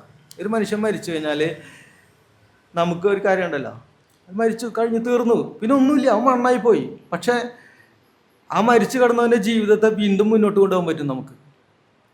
നമുക്ക് അവൻ്റെ ജീവിതത്തെ മുന്നോട്ട് കൊണ്ടുപോകാൻ പറ്റും. നമ്മുടെ ഈ പറഞ്ഞ തിയറി ഓഫ് മൈൻഡാണ് അവിടെ പ്രവർത്തിക്കുന്നത്, അല്ലേ? എല്ലാ സാഹിത്യം അങ്ങനെ തന്നെയല്ലേ? അവിടെ വെച്ചിട്ട് മനുഷ്യന് മരണത്തിന് ശേഷവും പിന്നെയും ജീവിതമുണ്ടെന്നുള്ള ഒരു സങ്കല്പനത്തിലേക്ക്, ഒരു മിത്താണ്. പക്ഷെ അവൻ വരുന്നു, അത് സ്വപ്നം അതിന് സഹായിച്ചിട്ടുണ്ട്. ഇപ്പം മരിച്ചവർ സ്വപ്നം കാണുന്നുണ്ട്. ഇന്നും അങ്ങനെ തന്നെയാണ്. ഞാൻ നാളെ കണ്ടു, അതോ ആ വഴിപാട് കൊടുത്തത് ശരിയായില്ല, അല്ലെങ്കിൽ ചെയ്തില്ല എന്ന് പറഞ്ഞിട്ട് പലപ്പോഴും എൻ്റെ അമ്മക്ക് തന്നെ പറഞ്ഞ് ഞാൻ കേട്ടിട്ടുണ്ട്. ഇപ്പോൾ എൻ്റെ അടുത്ത് ഗുരുവായൂരിൻ്റെ അടുത്താണ് ഞാൻ. ഗുരുവായൂരപ്പന് പ്രത്യേക വഴിപാട് ചെയ്തില്ല, അതുകൊണ്ട് അമ്മാമ്മനെ കാണിച്ചു തന്നു എന്നൊക്കെ പറഞ്ഞിട്ട് അമ്മ ബഹളം ഉണ്ടാക്കുന്നത് കണ്ടിട്ടുണ്ട്. അന്ന് ആദ്യകാലത്തിലൊക്കെ എൻ്റെ കയ്യിൽ നിന്ന് കാശടിച്ച് മാറ്റിയിട്ടുണ്ട്. പക്ഷേ അത് പിൽക്കാലത്ത് വന്ന അപകടമാണ്. അതിന് തെളിവുണ്ട്. അതായത് ഈ മനുഷ്യന് മരണത്തിന് ശേഷം ജീവിതം ഉണ്ടെന്നുള്ള പൂർവികരുടെ വിശ്വാസത്തിന് തെളിവുണ്ട്. ആ തെളിവ് ഇതാണ്. ഇത് റഷ്യയിലെ മോസ്കോയ്ക്ക് അടുത്ത് സൺഗിർ എന്ന് പറയുന്നൊരു ഫോസിൽ സൈറ്റാണിത്. ഇതൊരു ആചാരപരമായ ശവസംസ്കാര വേദിയാണത്. അവിടെ ഈ സൺഗിർ എന്ന സൈറ്റിൽ കുറേ മനുഷ്യരെ, ഈ 32,000 വർഷമാണ് അതിൻ്റെ പഴക്കം കണ്ടിട്ടുള്ളത്. അവിടെ കുറേ മനുഷ്യരെ അവിടെ ശവമടക്കിയിട്ടുണ്ട് ആചാരപരമായിട്ട്. ഇതെന്ത് നോക്കത്, കഴുത്തിൽ ആ കാണുന്നത് എന്താണെന്നറിയോ? ഈ മാമത്തിൻ്റെ കൊമ്പ് കൊണ്ടുണ്ടാക്കിയ. ഇനി ഒരു കാര്യം നമ്മുടെ ഇതിലുണ്ട്, അതുകൊണ്ട് പറഞ്ഞത് അവസാനിപ്പിക്കാം. മനുഷ്യൻ പല നിറങ്ങളിലാണ്. എന്താ കാരണം എന്നറിയത്? നമുക്കെല്ലാവർക്കും നല്ല വെളുത്ത് കുട്ടപ്പന്മാരാവാൻ ആഗ്രഹം. അങ്ങനെ ആഗ്രഹിച്ചോ, പക്ഷെ ആവരുത്. കാരണം നാം അത് നടക്കുന്ന ഒരു പരിസ്ഥിതിയിലല്ല ജീവിക്കുന്നത്. ഇവിടുത്തെ പരിസ്ഥിതിയിൽ ജീവിക്കണമെങ്കിൽ ഇരുണ്ട കളറിനെ പറ്റൂ. നിങ്ങളൊരു കാര്യം ശ്രദ്ധിച്ചു നോക്കും, ആഫ്രിക്കയിൽ നല്ല കറുപ്പ്, ഇന്ത്യയിലേക്ക് വരുമ്പോൾ ആ കറുപ്പിൽ നിന്ന് അത്ര കറുപ്പല്ല, കണ്ടില്ലേ? ഇരുണ്ട കളറ്. അങ്ങോട്ട് വടക്കോട്ട് പോകുന്നതോറും കറുപ്പ് കുറഞ്ഞു വരും. കുറഞ്ഞ് കാശ്മീരെ കഴിഞ്ഞ് അങ്ങോട്ട് യൂറോപ്പിൽ കിടക്കുമ്പോൾ നല്ല ഒരു വെളുത്ത് വരും. അങ്ങ് നമ്മുടെ സ്വീഡൻ്റെ കാറ്റത്തെത്തുമ്പോൾ നല്ല തൂവുള്ള മനുഷ്യരാണ്. ഇവിടെ കാണാനുള്ള ആൾക്കാർ കാണാമല്ലോ. അത് തിരിച്ചിങ്ങോട്ട് വന്നാൽ അങ്ങനെ തന്നെയാണ്. ഇങ്ങോട്ട് വരുന്നവർ കറുത്ത് വരും, അങ്ങോട്ട് പോകുമ്പോഴും വെളുത്ത് വരും. എന്താ സംഭവം എന്ന് വെച്ചാലുണ്ടല്ലോ, അത് ഈ നമ്മൾ വെളുത്ത് പോയത് എന്തുകൊണ്ടാണ്? അതാണ് പ്രശ്നം. അതായത് പരിസ്ഥിതിയാണ് ഇതിൻ്റെ കാരണം. അല്ലാണ്ട് ഓരോ പ്രദേശത്തുള്ള മനുഷ്യനെ തിരിച്ചറിയാൻ വേണ്ടിയിട്ട് അങ്ങേര് കൊടുത്ത അതൊന്നുമല്ലത്, പരിസ്ഥിതിയാണ്. കഴിഞ്ഞ 7,000 വർഷം വരെ എല്ലാ മനുഷ്യരും, എല്ലാ പ്രദേശത്തെ മനുഷ്യരും കറുത്തവർ തന്നെയായിരുന്നു. ഇത് സംഭവിക്കുന്നതിൻ്റെ കാരണം ഈ വിറ്റാമിൻ ഡിയുടെ ആഗിരണത്തോട് ബന്ധപ്പെട്ടിട്ടാണത്. വിറ്റാമിൻ ഡി എന്നത് നമ്മുടെ അതിപ്രധാനമായ ഒരു പോഷകം, വിറ്റാമിനാണ്. അത് ശരിക്കും അത് വിറ്റാമിൻ അല്ല, അത് ഹോർമോണാണത്. അവർക്ക് സയൻറ്റിസ്റ്റ് അങ്ങനെയൊക്കെ ഉണ്ടെങ്കിൽ അവർക്ക് പെട്ടെന്ന് മനസ്സിലാവുന്നത്. ഇത് ഒരു വല്ലാത്തൊരു പ്രക്രിയയെ കൂടെയാണ് ഈ വിറ്റാമിൻ ഡി ഉൽപ്പാദിപ്പിക്കുന്നത്. നമ്മൾ കേട്ടിട്ടുണ്ട്, ത്വക്കിൽ സൂര്യപ്രകാശം അടിച്ചു കഴിഞ്ഞാൽ വിറ്റാമിൻ ഡി ഉൽപ്പാദിപ്പിക്കുന്നത്. വിറ്റാമിൻ ഡി ഉണ്ട്. നമ്മുടെ ത്വക്കിൻ്റെ അടിയിലുള്ള കൊളസ്ട്രോളിൽ നിന്ന് വിറ്റാമിൻ ഡിയുടെ ആദ്യത്തെ രൂപമാണ് ഉണ്ടാക്കുന്നത്. പിന്നീട് അത് ലിവറിൽ കൊണ്ടുവന്ന് അവിടെ ഓക്സിജനെ കയറ്റി വീണ്ടും അത് കിഡ്നിയിലേക്ക് വൃക്കയിലേക്ക് അയച്ചിട്ട് അവിടെ വെച്ചിട്ടും ഒരു പ്രോസസ്സ് ഉണ്ട്, ഓക്സിജനായിട്ടുള്ള സങ്കലനം. അങ്ങനെയാണ് ശരിക്കും വിറ്റാമിൻ D4 എന്ന് പറഞ്ഞാൽ ശരിയായ വിറ്റാമിൻ നമുക്കത് ലഭ്യമാക്കുന്നത്. അതുകൊണ്ടൊരു ഹോർമോണാണത്. ഇതിൻ്റെ ഉൽപ്പാദനം ബന്ധപ്പെട്ടിട്ടാണ് നമ്മുടെ കളറിൻ്റെ വ്യത്യാസം വരുന്നത്. അതായത് 7000 വർഷത്തിന് മുമ്പ് നമ്മളുടെ പൂർവികർ എല്ലായിടത്തും കറുത്തവർ തന്നെയാണ്. ഇപ്പോൾ പുതിയ പഠനങ്ങൾ കുറച്ചുകൂടി ഇങ്ങോട്ട് കൊണ്ടുവരുന്നുണ്ട്. ഞാൻ ആദ്യം 7000 തന്നെ എടുത്തുള്ളത്. അതെന്താ വെച്ചാൽ അതിൻ്റെ മുമ്പുള്ള കാലത്ത് നമ്മുടെ പൂർവികർ ധാരാളം മാംസവും മത്സ്യവും മുട്ടയൊക്കെ ധാരാളം കഴിച്ചിരുന്നു. അപ്പോൾ അതിലുണ്ട് വിറ്റാമിൻ ഡി. ഇപ്പം ഹിമപ്രദേശങ്ങളിൽ സൂര്യപ്രകാശം കൊള്ളില്ലല്ലോ, അവിടെ പ്രകാശമുണ്ട്. പക്ഷെ ഈ വിറ്റാമിൻ ഡി ഉൽപ്പാദിപ്പിക്കുന്ന ഈ ഇതുണ്ടല്ലോ, എന്താണ് അൾട്രാവയലറ്റിലെ ബി കിരണങ്ങൾ അത് അങ്ങോട്ട് അവിടെ കുറവാണ്. ചരിഞ്ഞല്ല പ്രകാശം കിട്ടും, പക്ഷെ അൾട്രാവയലറ്റിൻ്റെ കടുപ്പം അവിടെ കുറയും. അത് A, B, C എന്നുള്ള 3 കിരണങ്ങളാണ്. അതിൽ C ഇങ്ങോട്ട് വരില്ല. C അതിമാരകമാണ്. അത് ഓസോൺ വല അവിടെ തടഞ്ഞിട്ടും. എയും ബിയും കൂടെ വരും. അതിൽ ബി നമുക്ക് കിട്ടണം. ബിയിലാണ് നമുക്ക് വിറ്റാമിൻ ഡി നിർമ്മിക്കാൻ പറ്റുക. പക്ഷെ അത് ധ്രുവപ്രദേശങ്ങളിൽ എങ്ങോട്ട് വടക്കോട്ട് പോകുന്തോറും ഈ അതിൻ്റെ അളവ് കുറവും. അവിടെയാണ് ഇതിൻ്റെ പ്രശ്നം വരുന്നത്. കഴിഞ്ഞ 1000 വർഷം തൊട്ട് 10,000 വർഷം തൊട്ട് മനുഷ്യൻ ഈ കാർഷിക വൃത്തിയിലേക്ക് കടങ്ങുകയാണ്. കൃഷി അപ്പോഴാണ് ആരംഭിക്കുന്നത്. കൃഷി ആരംഭിച്ചു കഴിഞ്ഞപ്പോൾ ഭക്ഷണരീതി ആകെ മാറി. നേരെ മാംസവും മത്സ്യവും ഒക്കെ ധാരാളം കഴിച്ചിരുന്ന മനുഷ്യൻ ധാന്യം എന്ന അടിസ്ഥാന ഭക്ഷണത്തിലേക്ക് വന്നു, ധാന്യത്തിലേക്ക് വന്നു. മുഖ്യ ഭക്ഷണം ധാന്യമായി മാറി. അപ്പോൾ കറുത്ത നിറവും ഈ വിറ്റാമിൻ ഡി കിട്ടുന്നതിൻ്റെ വലിയ പ്രശ്നം വന്നു. ആ സമയത്ത് മനുഷ്യൻ്റെ അതിജീവനത്തിന് ഒറ്റ വഴിയേ ഉള്ളൂ, ആ പ്രദേശത്ത് ജീവിക്കുന്ന മനുഷ്യർക്ക് ഡീ പിഗ്മെൻറ്റേഷൻ നടക്കുക, അതായത് കളർ മാറുക എന്നുള്ളത്. ആ കളർ മാറി. നമ്മുടെ 5ാമത്തെ ക്രോമസോമിൽ അവർക്കുണ്ടത് SLC 25A5 എന്നുള്ള ജീനാണ്. നമ്മുടെ 5ാമത്തെ ക്രോമസോമിലുള്ള ആ ജീനാണ് ഈ കളർ മാറ്റത്തിന് അവർ സഹായിച്ചത്. പെയിൽ ഇതാണ് മങ്ങിയ കളർ. അതെങ്കിൽ അവിടെ, അതായത് ഞാൻ നേരത്തെ പറഞ്ഞ പോലെ അങ്ങോട്ട് സൂര്യപ്രകാശം ഉണ്ടെങ്കിലും അവിടെ അൾട്രാവയലറ്റിൻ്റെ തീവ്രത കുറവാണ്. അപ്പോൾ കുറഞ്ഞ തീവ്രത ഉള്ളിടത്ത് കറുത്ത നിറമായിട്ട് നിന്നാൽ അത് കിട്ടില്ല. അപ്പോൾ എന്ത് സംഭവിക്കണം? ഡീ പിഗ്മെൻറ്റേഷൻ, നിറം മാറണം. അങ്ങനെയാണ് നിറം മാറുന്നത്. അത് ആദ്യം സംഭവിക്കുന്നത് മിഡിൽ ഈസ്റ്റിലാണ്. മിഡിൽ ഈസ്റ്റിൽ ഏതാണ്ട് അവിടെയാണല്ലോ ആദ്യത്തെ കൃഷിയൊക്കെ സംഭവിച്ചില്ല. അവിടെ നിന്നുള്ള കൃഷിക്കാർ, അതാണ് മിഡിൽ ഈസ്റ്റ് മൊത്തം വെളുത്തിരിക്കുന്നത്. അവിടെ നേരെ ഒരു യൂറോപ്പിലേക്ക് കടന്നു. അങ്ങനെയാണ് പഠനങ്ങൾ കാണിക്കുന്നത്. യൂറോപ്പിലേക്ക് കടന്നപ്പോൾ അവിടുത്തെ മനുഷ്യർ ഈ അന്ന് യൂറോപ്പ് ഇന്ന് കാണുന്ന യൂറോപ്പൊന്നുമല്ല, അവിടെ വെറും കാട്ടുവാസികളാണ്. ഇങ്ങനെ വേട്ടയാടിയിട്ടും ആഹാരം ശേഖരിച്ച് കഴിയുന്ന ഫുഡ് ഗാദറിങ് ടൈപ്പ് മനുഷ്യരാണ്. അവർക്കിടയിൽ ഈ കൃഷിക്കാർ ചെന്ന് അവിടെ കൃഷി പരത്തുന്നു. അതോടൊപ്പം തന്നെ അവരുടെ ആ ജീൻ ആ കാടുവാസികളും കൊടുത്തു. അങ്ങനെ പതിയെ യൂറോപ്പ് ആ വെളുത്ത നിറം വന്നു. അതാണ് അതിൻ്റെ യാഥാർത്ഥ്യം. അതായത് ഓരോ പരിസ്ഥിതിക്ക് അനുസരിച്ചാണ് ഇത് സംഭവിക്കുന്നത്. ഞാൻ ഒരു ഉദാഹരണം കൂടി പറഞ്ഞുതരാം ഇത് അവസാനിപ്പിക്കും മുമ്പ്. നമുക്കൊരു പ്രത്യേക പരിസ്ഥിതിയിൽ തന്നെ ജീവിക്കാൻ പറ്റുള്ളൂ. ഇപ്പം വാടാൻപള്ളി, ഇപ്പോൾ ഈ കണയന്നൂർ പ്രദേശത്തേക്കുള്ള മനുഷ്യർക്ക് ഇവിടെ കറുത്തന്നെ ഇരിക്കണം. അതിൻ്റെ ഏറ്റവും നല്ല തെളിവ് പറഞ്ഞാൽ ആസ്ട്രേലിയ ഏറ്റവും കൂടുതൽ ഈ മെലനോമ ഒരു ക്യാൻസർ ഉണ്ട്, ത്വക്ക് ക്യാൻസർ എന്നിട്ട് രോഗമുണ്ട്. അത് ഈ സൂര്യപ്രകാശത്തിൽ ഈ അൾട്രാവയലറ്റ് വരുത്തി വയ്ക്കുന്നതാണ്. അതായത് യൂറോപ്യന്മാർക്ക് ഇവിടെ വന്നാൽ ശരിയാവില്ല. ഉദാഹരണത്തിന് ഈ ഞാൻ വേണമെങ്കിൽ തൃശ്ശൂരത്തെ തേക്കിങ്ങാട് മൈതാനത്ത് എങ്ങനെ എത്ര നേരം വെയിൽ കൊണ്ടിട്ട് നിൽക്കാം. പക്ഷേ ഒരു യൂറോപ്പിനെ കൊണ്ടുവന്ന് നിൽക്കാൻ പറ്റില്ല. യൂറോപ്പിനെ കൊണ്ട് നിർത്തിയാൽ അവിടെ ഒരു ആംബുലൻസ് കൊണ്ട് വയ്ക്കണം. കാരണം 1 മണിക്കൂറിനുള്ളിൽ അയാളുടെ ശരീരം പപ്പടം പൊളയ്ക്കുന്നാലും പൊളയ്ക്കും. കാരണം അയാളുടെ ത്വക്ക് വെളുത്തതാണ്. ആ വെളുത്ത ത്വക്കിൽ ഇവിടുത്തെ നല്ല തീവ്രതയിലുള്ള വിറ്റാമിൻ ഡി അയാൾക്ക് സ്വീകരിക്കാൻ പറ്റില്ല. അയാൾക്ക് അപ്പോൾ പ്രശ്നം വരും, സൺബേണൊക്കെ ഉണ്ടാവും. ഇത് തന്നെയാണ് ഈ ആസ്ട്രേലിയയിൽ സംഭവിക്കുന്നത്. ആസ്ട്രേലിയയിൽ ഉള്ള ബ്രിട്ടീഷുകാരാണ് അവിടെ അധികം ഉള്ളത്. അവർക്കാണ് ഏറ്റവും കൂടുതൽ ഈ ത്വക്ക് ക്യാൻസർ ഉള്ളത്. കാരണം അവർ അതിജീവിക്കാൻ ഇത് നേടിയ പ്രദേശം വടക്കൻ മേഖലകളാണ്, അൾട്രാവയലറ്റ് കുറഞ്ഞുള്ള പ്രദേശമാണ്. പക്ഷെ ആസ്ട്രേലിയ എന്നത് ഭൂമധ്യരേഖയ്ക്ക് അടുത്തുള്ളതാണ്, കൊടും ചൂടാണ്, അവിടെ അൾട്രാവയലറ്റിൻ്റെ തീവ്രത കൂടുതലാണ്. അതാണ് അതിൻ്റെ പ്രശ്നം. അപ്പോൾ ഈ നിറം മാറ്റാൻ ശ്രമിക്കുന്നവരുണ്ടെങ്കിൽ കൊള്ളാം, കുഴപ്പമില്ല, നല്ല കാര്യം തന്നെയാണ്. നിറം മാറി വെളുത്തറായ നല്ല രസമായിരിക്കും. പക്ഷേ ഒന്നോർക്കുക, ഈ പരിസ്ഥിതി അനുവദിക്കുന്നത് ഇരുണ്ട നിറമാണ്. അതിൻ്റെ യാഥാർത്ഥ്യം. ഇനി ഞാൻ ഇത് അങ്ങോട്ട് നീട്ടിക്കൊണ്ട് പോകുന്നില്ല, ഞാനിത് അവസാനിപ്പിക്കുകയാണ്. ഒരുപാടുണ്ട് അതിനകത്ത്.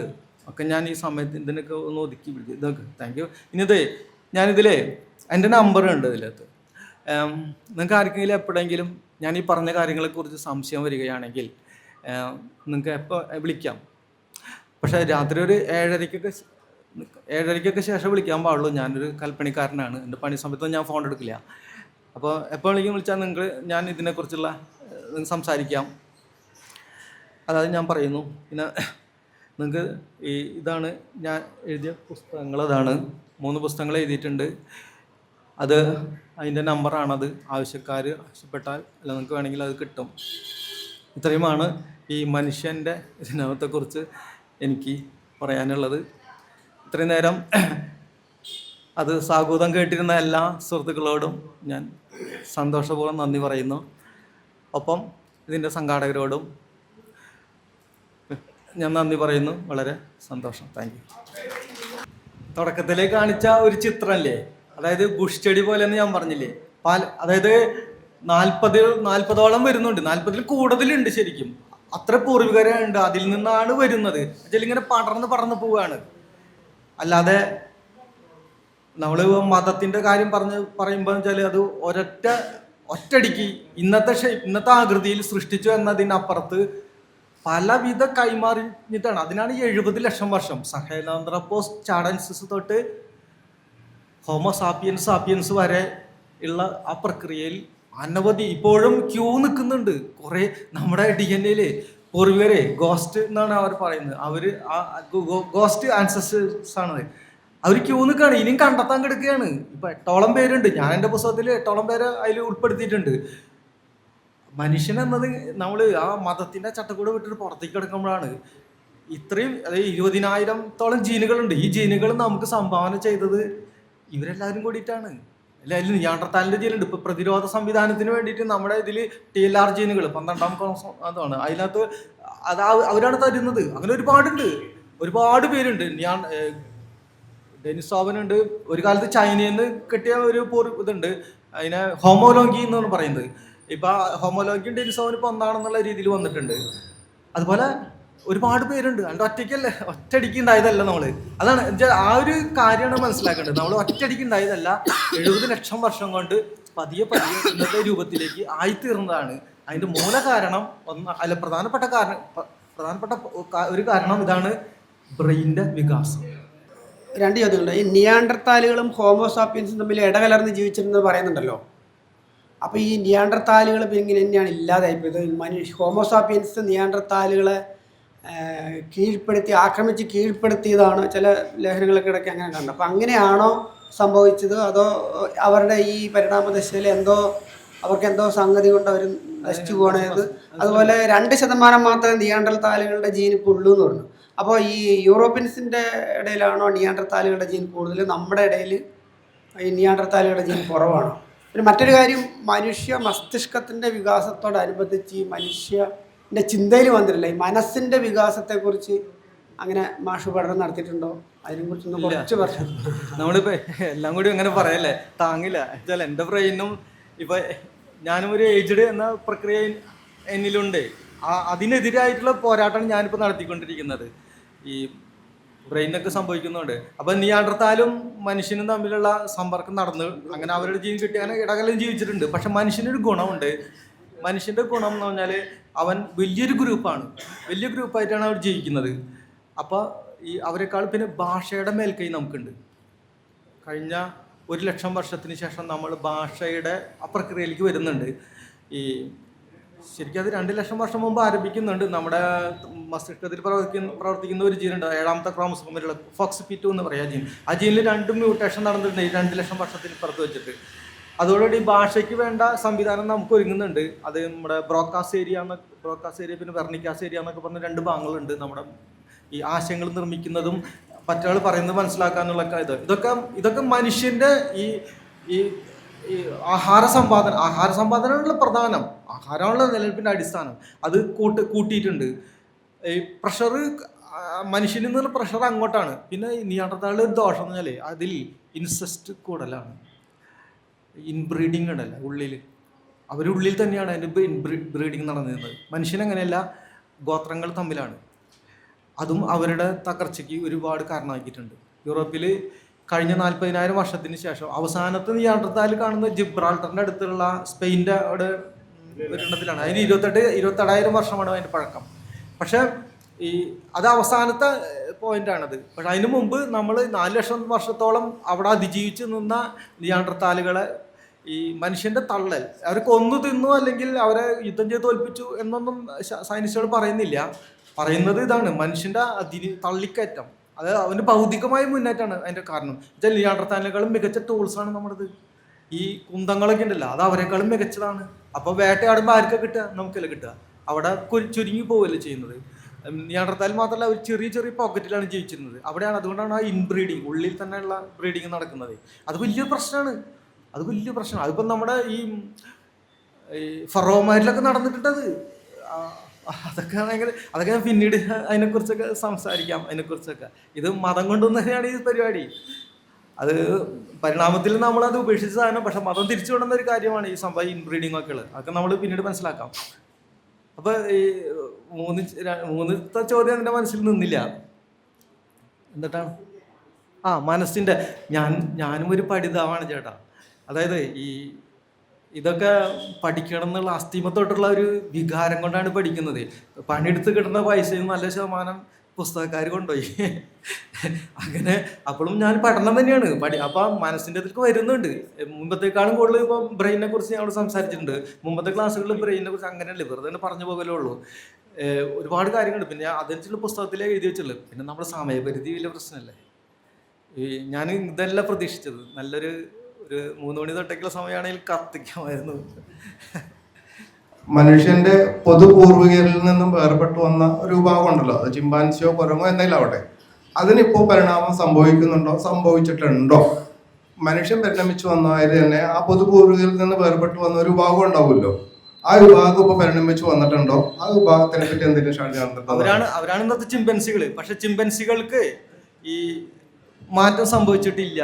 അല്ല, സംഭവിച്ചിട്ടുണ്ട്. ഇന്നത്തെ ഷേപ്പിലേക്ക് അവർ വരുന്നുണ്ടല്ലോ. മാത്രമല്ല, ചിമ്പൻസിയുടെ മറ്റൊരു രൂപമാണ് ബൊണോബോ ചിമ്പൻസിൻ്റെ എന്ന് പറയുന്നത് കുഞ്ഞൻ ചിമ്പൻസി. അവരെ കളത്തിൽ തറയാണ്. അത് ഒരു നദിയുടെ അപ്പുറത്തും 2 വിഭാഗങ്ങളാണ്.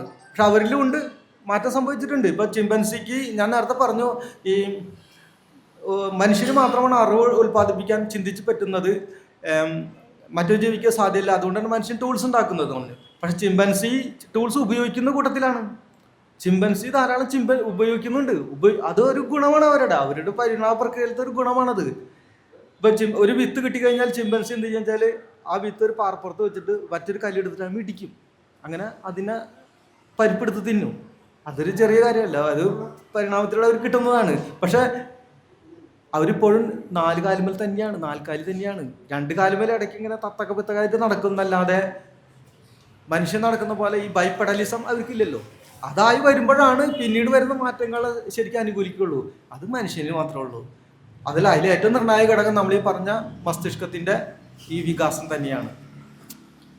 അത് മറ്റാകിന് വിട്ടുകൊടുക്കാൻ പറ്റില്ല. പരിണാമത്തെ നമ്മൾ തന്നെ നിയന്ത്രിക്കുന്ന തരത്തിലേക്കാണ് പോകുന്നത്. എവിടേക്കാണെന്ന് നമുക്കറിയില്ല. ഭാവിയിലത്തെ കാര്യം നമുക്ക് ഓർക്കേണ്ട കാര്യമില്ല. അത് നാളത്തെ കാര്യം, അത് നാളത്തെ ആൾക്കാർ തീരുമാനിക്കട്ടെ. ആദ്യമായിട്ടൊരു കോംപ്ലിമെന്റ് പറയട്ടെ. ഒരു ചൊല്ലുണ്ട്, heart stopping envy is the most sincerest flattery എന്നാണ്. ഞാനൊരു ബയോളജിയുടെ വിദ്യാർത്ഥിയാണ്. പക്ഷെ ഈ ഒരു സദസ്സിൽ ഈ ഒരു പ്രഭാഷണം കേട്ടപ്പോൾ എനിക്ക് ശരിക്കും പറഞ്ഞാൽ അസൂയവും വിഷമവും. കാര്യം ഈ വിഷയത്തെ താങ്കൾ എത്ര ആത്മാർത്ഥമായി സമീപിച്ചു, എത്രമാത്രം പഠിച്ചു എന്നുള്ളത്. ഈ കോൺവെന്റിന് ശേഷം ഞാനൊരു ചോദ്യം ചോദിക്കാം, ഒരു സംശയം ചോദിക്കാം. അപ്പൊ ഈ പറഞ്ഞല്ലോ, ഈ നമ്മുടെ വികാസത്തിന്റെ ബ്ലൂ പ്രിന്റ് ശരിക്കും നമ്മുടെ ജനിതകമാണെന്ന് പറഞ്ഞു.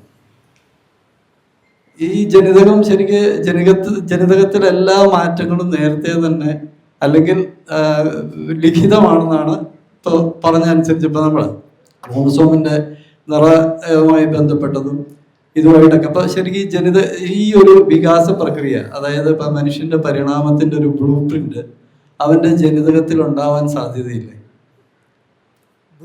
ബ്ലൂ പ്രിന്റ് നമ്മുടെ ജനിതകത്തിൽ ഉണ്ടാവാൻ സാധ്യതയുണ്ടോ? അതാണ് അതിന്റെ ക്രക്സ് അല്ലേ? അപ്പോൾ പരിസ്ഥിതിക്ക് യാതൊരു പ്രാധാന്യം ഇല്ലാണ്ട് വരും അങ്ങനെ വന്നാൽ. കാരണം പരിസ്ഥിതിയാണല്ലോ രൂപപ്പെടുത്തുന്നത്. ഇപ്പം രണ്ട് കാലിൽ നിവർന്ന് നിന്നു. അതുകൊണ്ടാണ് ശരിക്കും നമുക്ക് ഈ മസ്തിഷ്കത്തിൻ്റെ സെറിബ്രത്തിൽ പ്രവർത്തിക്കുന്ന ജീനുകൾ ഇരട്ടിച്ച് വന്ന് അവ കൂടുതൽ മസ്തിഷ്ക ഭാഗങ്ങൾ നിർമ്മിക്കാൻ തുടങ്ങിയപ്പോൾ ചിന്തിക്കാനുള്ള ശേഷി വന്നു അവിടെ. അതുകൊണ്ട് നമ്മൾ ഉപകരണങ്ങൾ ഉണ്ടാക്കി. അത് ആ പരിസ്ഥിതിയിലാണ് അതിൻ്റെ ഉത്തരം എടുക്കുന്നത്. അത് നേരത്തെ ഫിക്സ് അല്ല. അങ്ങനെയാണെങ്കിൽ പിന്നെ നമ്മൾ ഈ പറഞ്ഞതിനൊരു അർത്ഥമില്ലല്ലോ. അതിന് ദൈവത്തിലേക്ക് നേരെ യാത്ര ചെയ്യാം. അതല്ല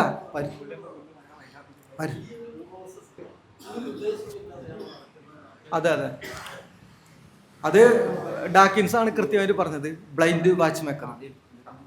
നാളത്തെ കാര്യത്തെക്കുറിച്ച് ഒന്നും നമുക്ക് ചിന്തിക്കേണ്ട കാര്യമില്ല. അതങ്ങടെ പരിസ്ഥിതിക്ക് അനുസരിച്ചാവണ്.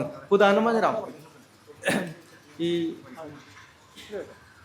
വെള്ളത്തിൽ നമുക്ക് ഒരു മിനിറ്റ് വരെയൊക്കെ മുങ്ങി കിടക്കാൻ പറ്റുള്ളൂ നമ്മുടെ മലയാളിക്ക്. അത് കഴിഞ്ഞാൽ പിന്നെ നമ്മുടെ ശ്വാസം ബുദ്ധിമുട്ടാവും. നമ്മൾ അധികം ശ്വാസം മുട്ടി മരിക്കും. പക്ഷേ ഇപ്പോൾ ഇന്തോനേഷ്യ, മലേഷ്യ, ഫിലിപ്പീൻസ് ആ ഭാഗങ്ങളിൽ ഒരു പ്രത്യേക വിഭാഗം മനുഷ്യരുണ്ട്. അവരുടെ അനവധി കാലങ്ങളായിട്ട് വെള്ളത്തിലാണ് ജീവിക്കുന്നത്. അവരുടെ പേര് ഞാൻ പെട്ടെന്ന് മറന്നു. ബുദ്ധോയിൻ എന്താ അതിൻ്റെ പേരുടെ. അവരിൽ മാറ്റം സംഭവിക്കുന്നുണ്ട്. അത് ഫിക്സഡ് അല്ല. കാരണം വെച്ചാൽ അവർക്ക് 13 മിനിറ്റ് വരെ വെള്ളത്തിൻ്റെ അടിയിൽ 70 മീറ്റർ വരെ ആഴത്തിൽ പോയിക്കൊണ്ട് അവർ വെള്ളത്തിൽ തന്നെയാണ് അവർ ജീവിതം. വജ്ജി പോലത്തെ സാധനങ്ങൾ ഉണ്ടാക്കി അതിനകത്താണ് അവരുടെ ജീവിതം. അപ്പോൾ വെള്ളത്തിൽ നിന്ന് മീൻ പിടിക്കും, മറ്റു സാധനങ്ങളൊക്കെ പിടിച്ചിട്ടാണ് അവർ ജീവിക്കുന്നത്. അപ്പോൾ ഒരു ദിവസത്തിൽ അധിക സമയം വെള്ളത്തിലാണ്. അപ്പോൾ ആ ഒരു പരിസ്ഥിതിയാണത്. ആ ഒരു പരിസ്ഥിതി അവരെ എന്ത് സംഭവിച്ചു? 13 മിനിറ്റ് വരെ തുടർച്ചയായി വെള്ളത്തിൻ്റെ അടിയിൽ ജീവിക്കാനുള്ള സൗകര്യം ഉണ്ടാക്കി കൊടുത്തു. കാരണം അവരുടെ നമ്മുടെ ഈ പ്ലീഹ എന്നല്ലേ, സ്പ്ലീൻ ഇല്ലേ, ഇതിനകത്ത് ഈ ഓക്സിജൻ സ്വീകരിച്ച കുറേ ഈ റെഡ് ബ്ലഡ് സെൽസ് ഉണ്ട്. അത് നമ്മളെക്കാൾ 50% കൂടുതലാണ് അവർ വലിപ്പം വെച്ചിട്ടുണ്ട്. അതിലൊരുപാട് ഈ പറയുന്ന ഓക്സിജൻ സെല്ലുകളെ അവർക്ക് ഓക്സിജൻ സ്വീകരിച്ച ആ റെഡ് ബ്ലഡ് സെല്ലുകൾ സംഭരിച്ച് വെച്ചിട്ടുണ്ട്. അതാണ് അവർക്ക് വെള്ളത്തിൻ്റെ അടി പോകുന്ന സമയത്ത് വിട്ടുകൊടുത്തിട്ട് അവരുടെ വേട്ടയാടാൻ സഹായിക്കുന്നത്. അത് ആ പരിസ്ഥിതിയാണ് അവർക്ക് അതിനുള്ള അനുകൂലമാവുന്നത്. പരിസ്ഥിതിയാണ് എല്ലാത്തിനും കാരണം. ഇപ്പോൾ മറ്റൊരു ഉദാഹരണം പറഞ്ഞുതരാം. ഈ നമുക്കെല്ലാവർക്കും ഇപ്പോൾ അസ്ഥി സംബന്ധമായ അസുഖങ്ങളുള്ള ആൾക്കാർ ഭൂരിപക്ഷം പേരുണ്ട് ഇല്ലേ? നമുക്ക് ഓസ്റ്റിയോ ആർത്രൈറ്റിസും റുമാറ്റോയിഡ് ആർത്രൈറ്റിസും അങ്ങനെ പല പ്രശ്നങ്ങളുള്ള ആൾക്കാരുണ്ടല്ലോ. ഇതെന്തുകൊണ്ട് സംഭവിക്കുന്നു അറിയാം? പരിസ്ഥിതിയിൽ വരുന്ന മാറ്റങ്ങളാണ്. കഴിഞ്ഞ 10,000 വർഷത്തിന് മുമ്പ് നമ്മുടെ പൂർവികർ വേട്ടക്കാരും അതുപോലെ ആഹാരം തേടി നടക്കുകയാണ്. ഒരു ഡാനിയൽ ലൈബർമാൻ്റെ കണക്കനുസരിച്ച് 15 കിലോമീറ്ററോളം ദൂരം ഒരു ദിവസം അവർ ഇങ്ങനെ അലഞ്ഞ് നടക്കും ഭക്ഷണം കിട്ടാൻ വേണ്ടി. കാരണം കൃഷിയില്ലല്ലോ, ആഹാരമല്ലേ പ്രധാനം. അപ്പം അതിനു വേണ്ടി അവർ അലഞ്ഞ് നടക്കും. അതുപോലെ ഓടും മൃഗത്തിൻ്റെ പിന്നാലെ. എന്നുവെച്ചാൽ ഒരു സിംഹം ഒരു മാനിന് കിടക്കുന്ന പോലെ മനുഷ്യന് കിടക്കാൻ പറ്റില്ല. അവൻ്റെ ബലം കൂടുതലാണ്, മനുഷ്യന് അതില്ല. അപ്പം മനുഷ്യനെ ഓടിച്ച് അതിനെ തളർത്തിയിട്ടാണ് മനുഷ്യൻ അതിനെ പിടിക്കുന്നത്. ആ പരിസ്ഥിതി ഈ ജീവിച്ച മനുഷ്യരുടെ അസ്ഥികളുണ്ടല്ലോ, അസ്ഥികൾ ഇന്ന് നമുക്ക് കിട്ടുന്നുണ്ട് ഫോസിലായിട്ട്. അതിന് ഉരുക്കിൻ്റെ ബലമാണ്. ഉരുക്കിൻ്റെ ബലം ഭയങ്കര ഇതാണ്. പക്ഷെ ഇന്നത്തെ നമ്മുടെ അസ്ഥികളൊക്കെ ഇന്നിപ്പോൾ 10-25 വയസ്സാകുമ്പോഴേക്കും ഈ മുട്ടുവേദന, ആ വേദന എന്നിട്ട് പല പ്രശ്നങ്ങളുണ്ട്. കാരണം കഴിഞ്ഞ 70,000 വർഷത്തിന് ശേഷം കൃഷി ആരംഭിച്ചപ്പോൾ നമ്മൾ ആ കഴിഞ്ഞ 7,000 വർഷത്തിന് ശേഷം വ്യാപകമായി കൃഷി വരുന്നുണ്ട്. മിഡിൽ ഈസ്റ്റിൽ തന്നെയാണ് അതിന് ഉദാഹരണം വരുന്നത്. അപ്പോൾ എന്ത് സംഭവിച്ചാൽ ആ ഓട്ടവും ചാട്ടവും അലച്ചിലൊക്കെ നിർത്തി നമ്മൾ സെഡൻഡറി ലൈഫിലേക്ക് പതിയെ വരുന്നുണ്ട്. ആ ജീവിതത്തിന്റെ തുടർച്ചയാണ് നമ്മൾ ഇപ്പോഴും നടക്കുന്നത്. പരിസ്ഥിതിയിൽ മാറ്റമാണ് സംഭവിച്ചത്. അതുകൊണ്ട് ഇപ്പം എന്തായി, നമ്മൾ പലർക്കും ഈ അസ്ഥിയുടെ സംബന്ധമായ അസുഖങ്ങളുണ്ട്. എല്ലാവർക്കും ഉണ്ട്. എനിക്കും വരാൻ തുടങ്ങുന്നുണ്ട്, വന്നിട്ടില്ല. അതിൻ്റെ ലക്ഷക്കേട് ഉണ്ട്. നമ്മുടെ ഈ പരിപാടിയുടെ അവസാന ഘട്ടത്തിലേക്ക് നീങ്ങുകയാണ്.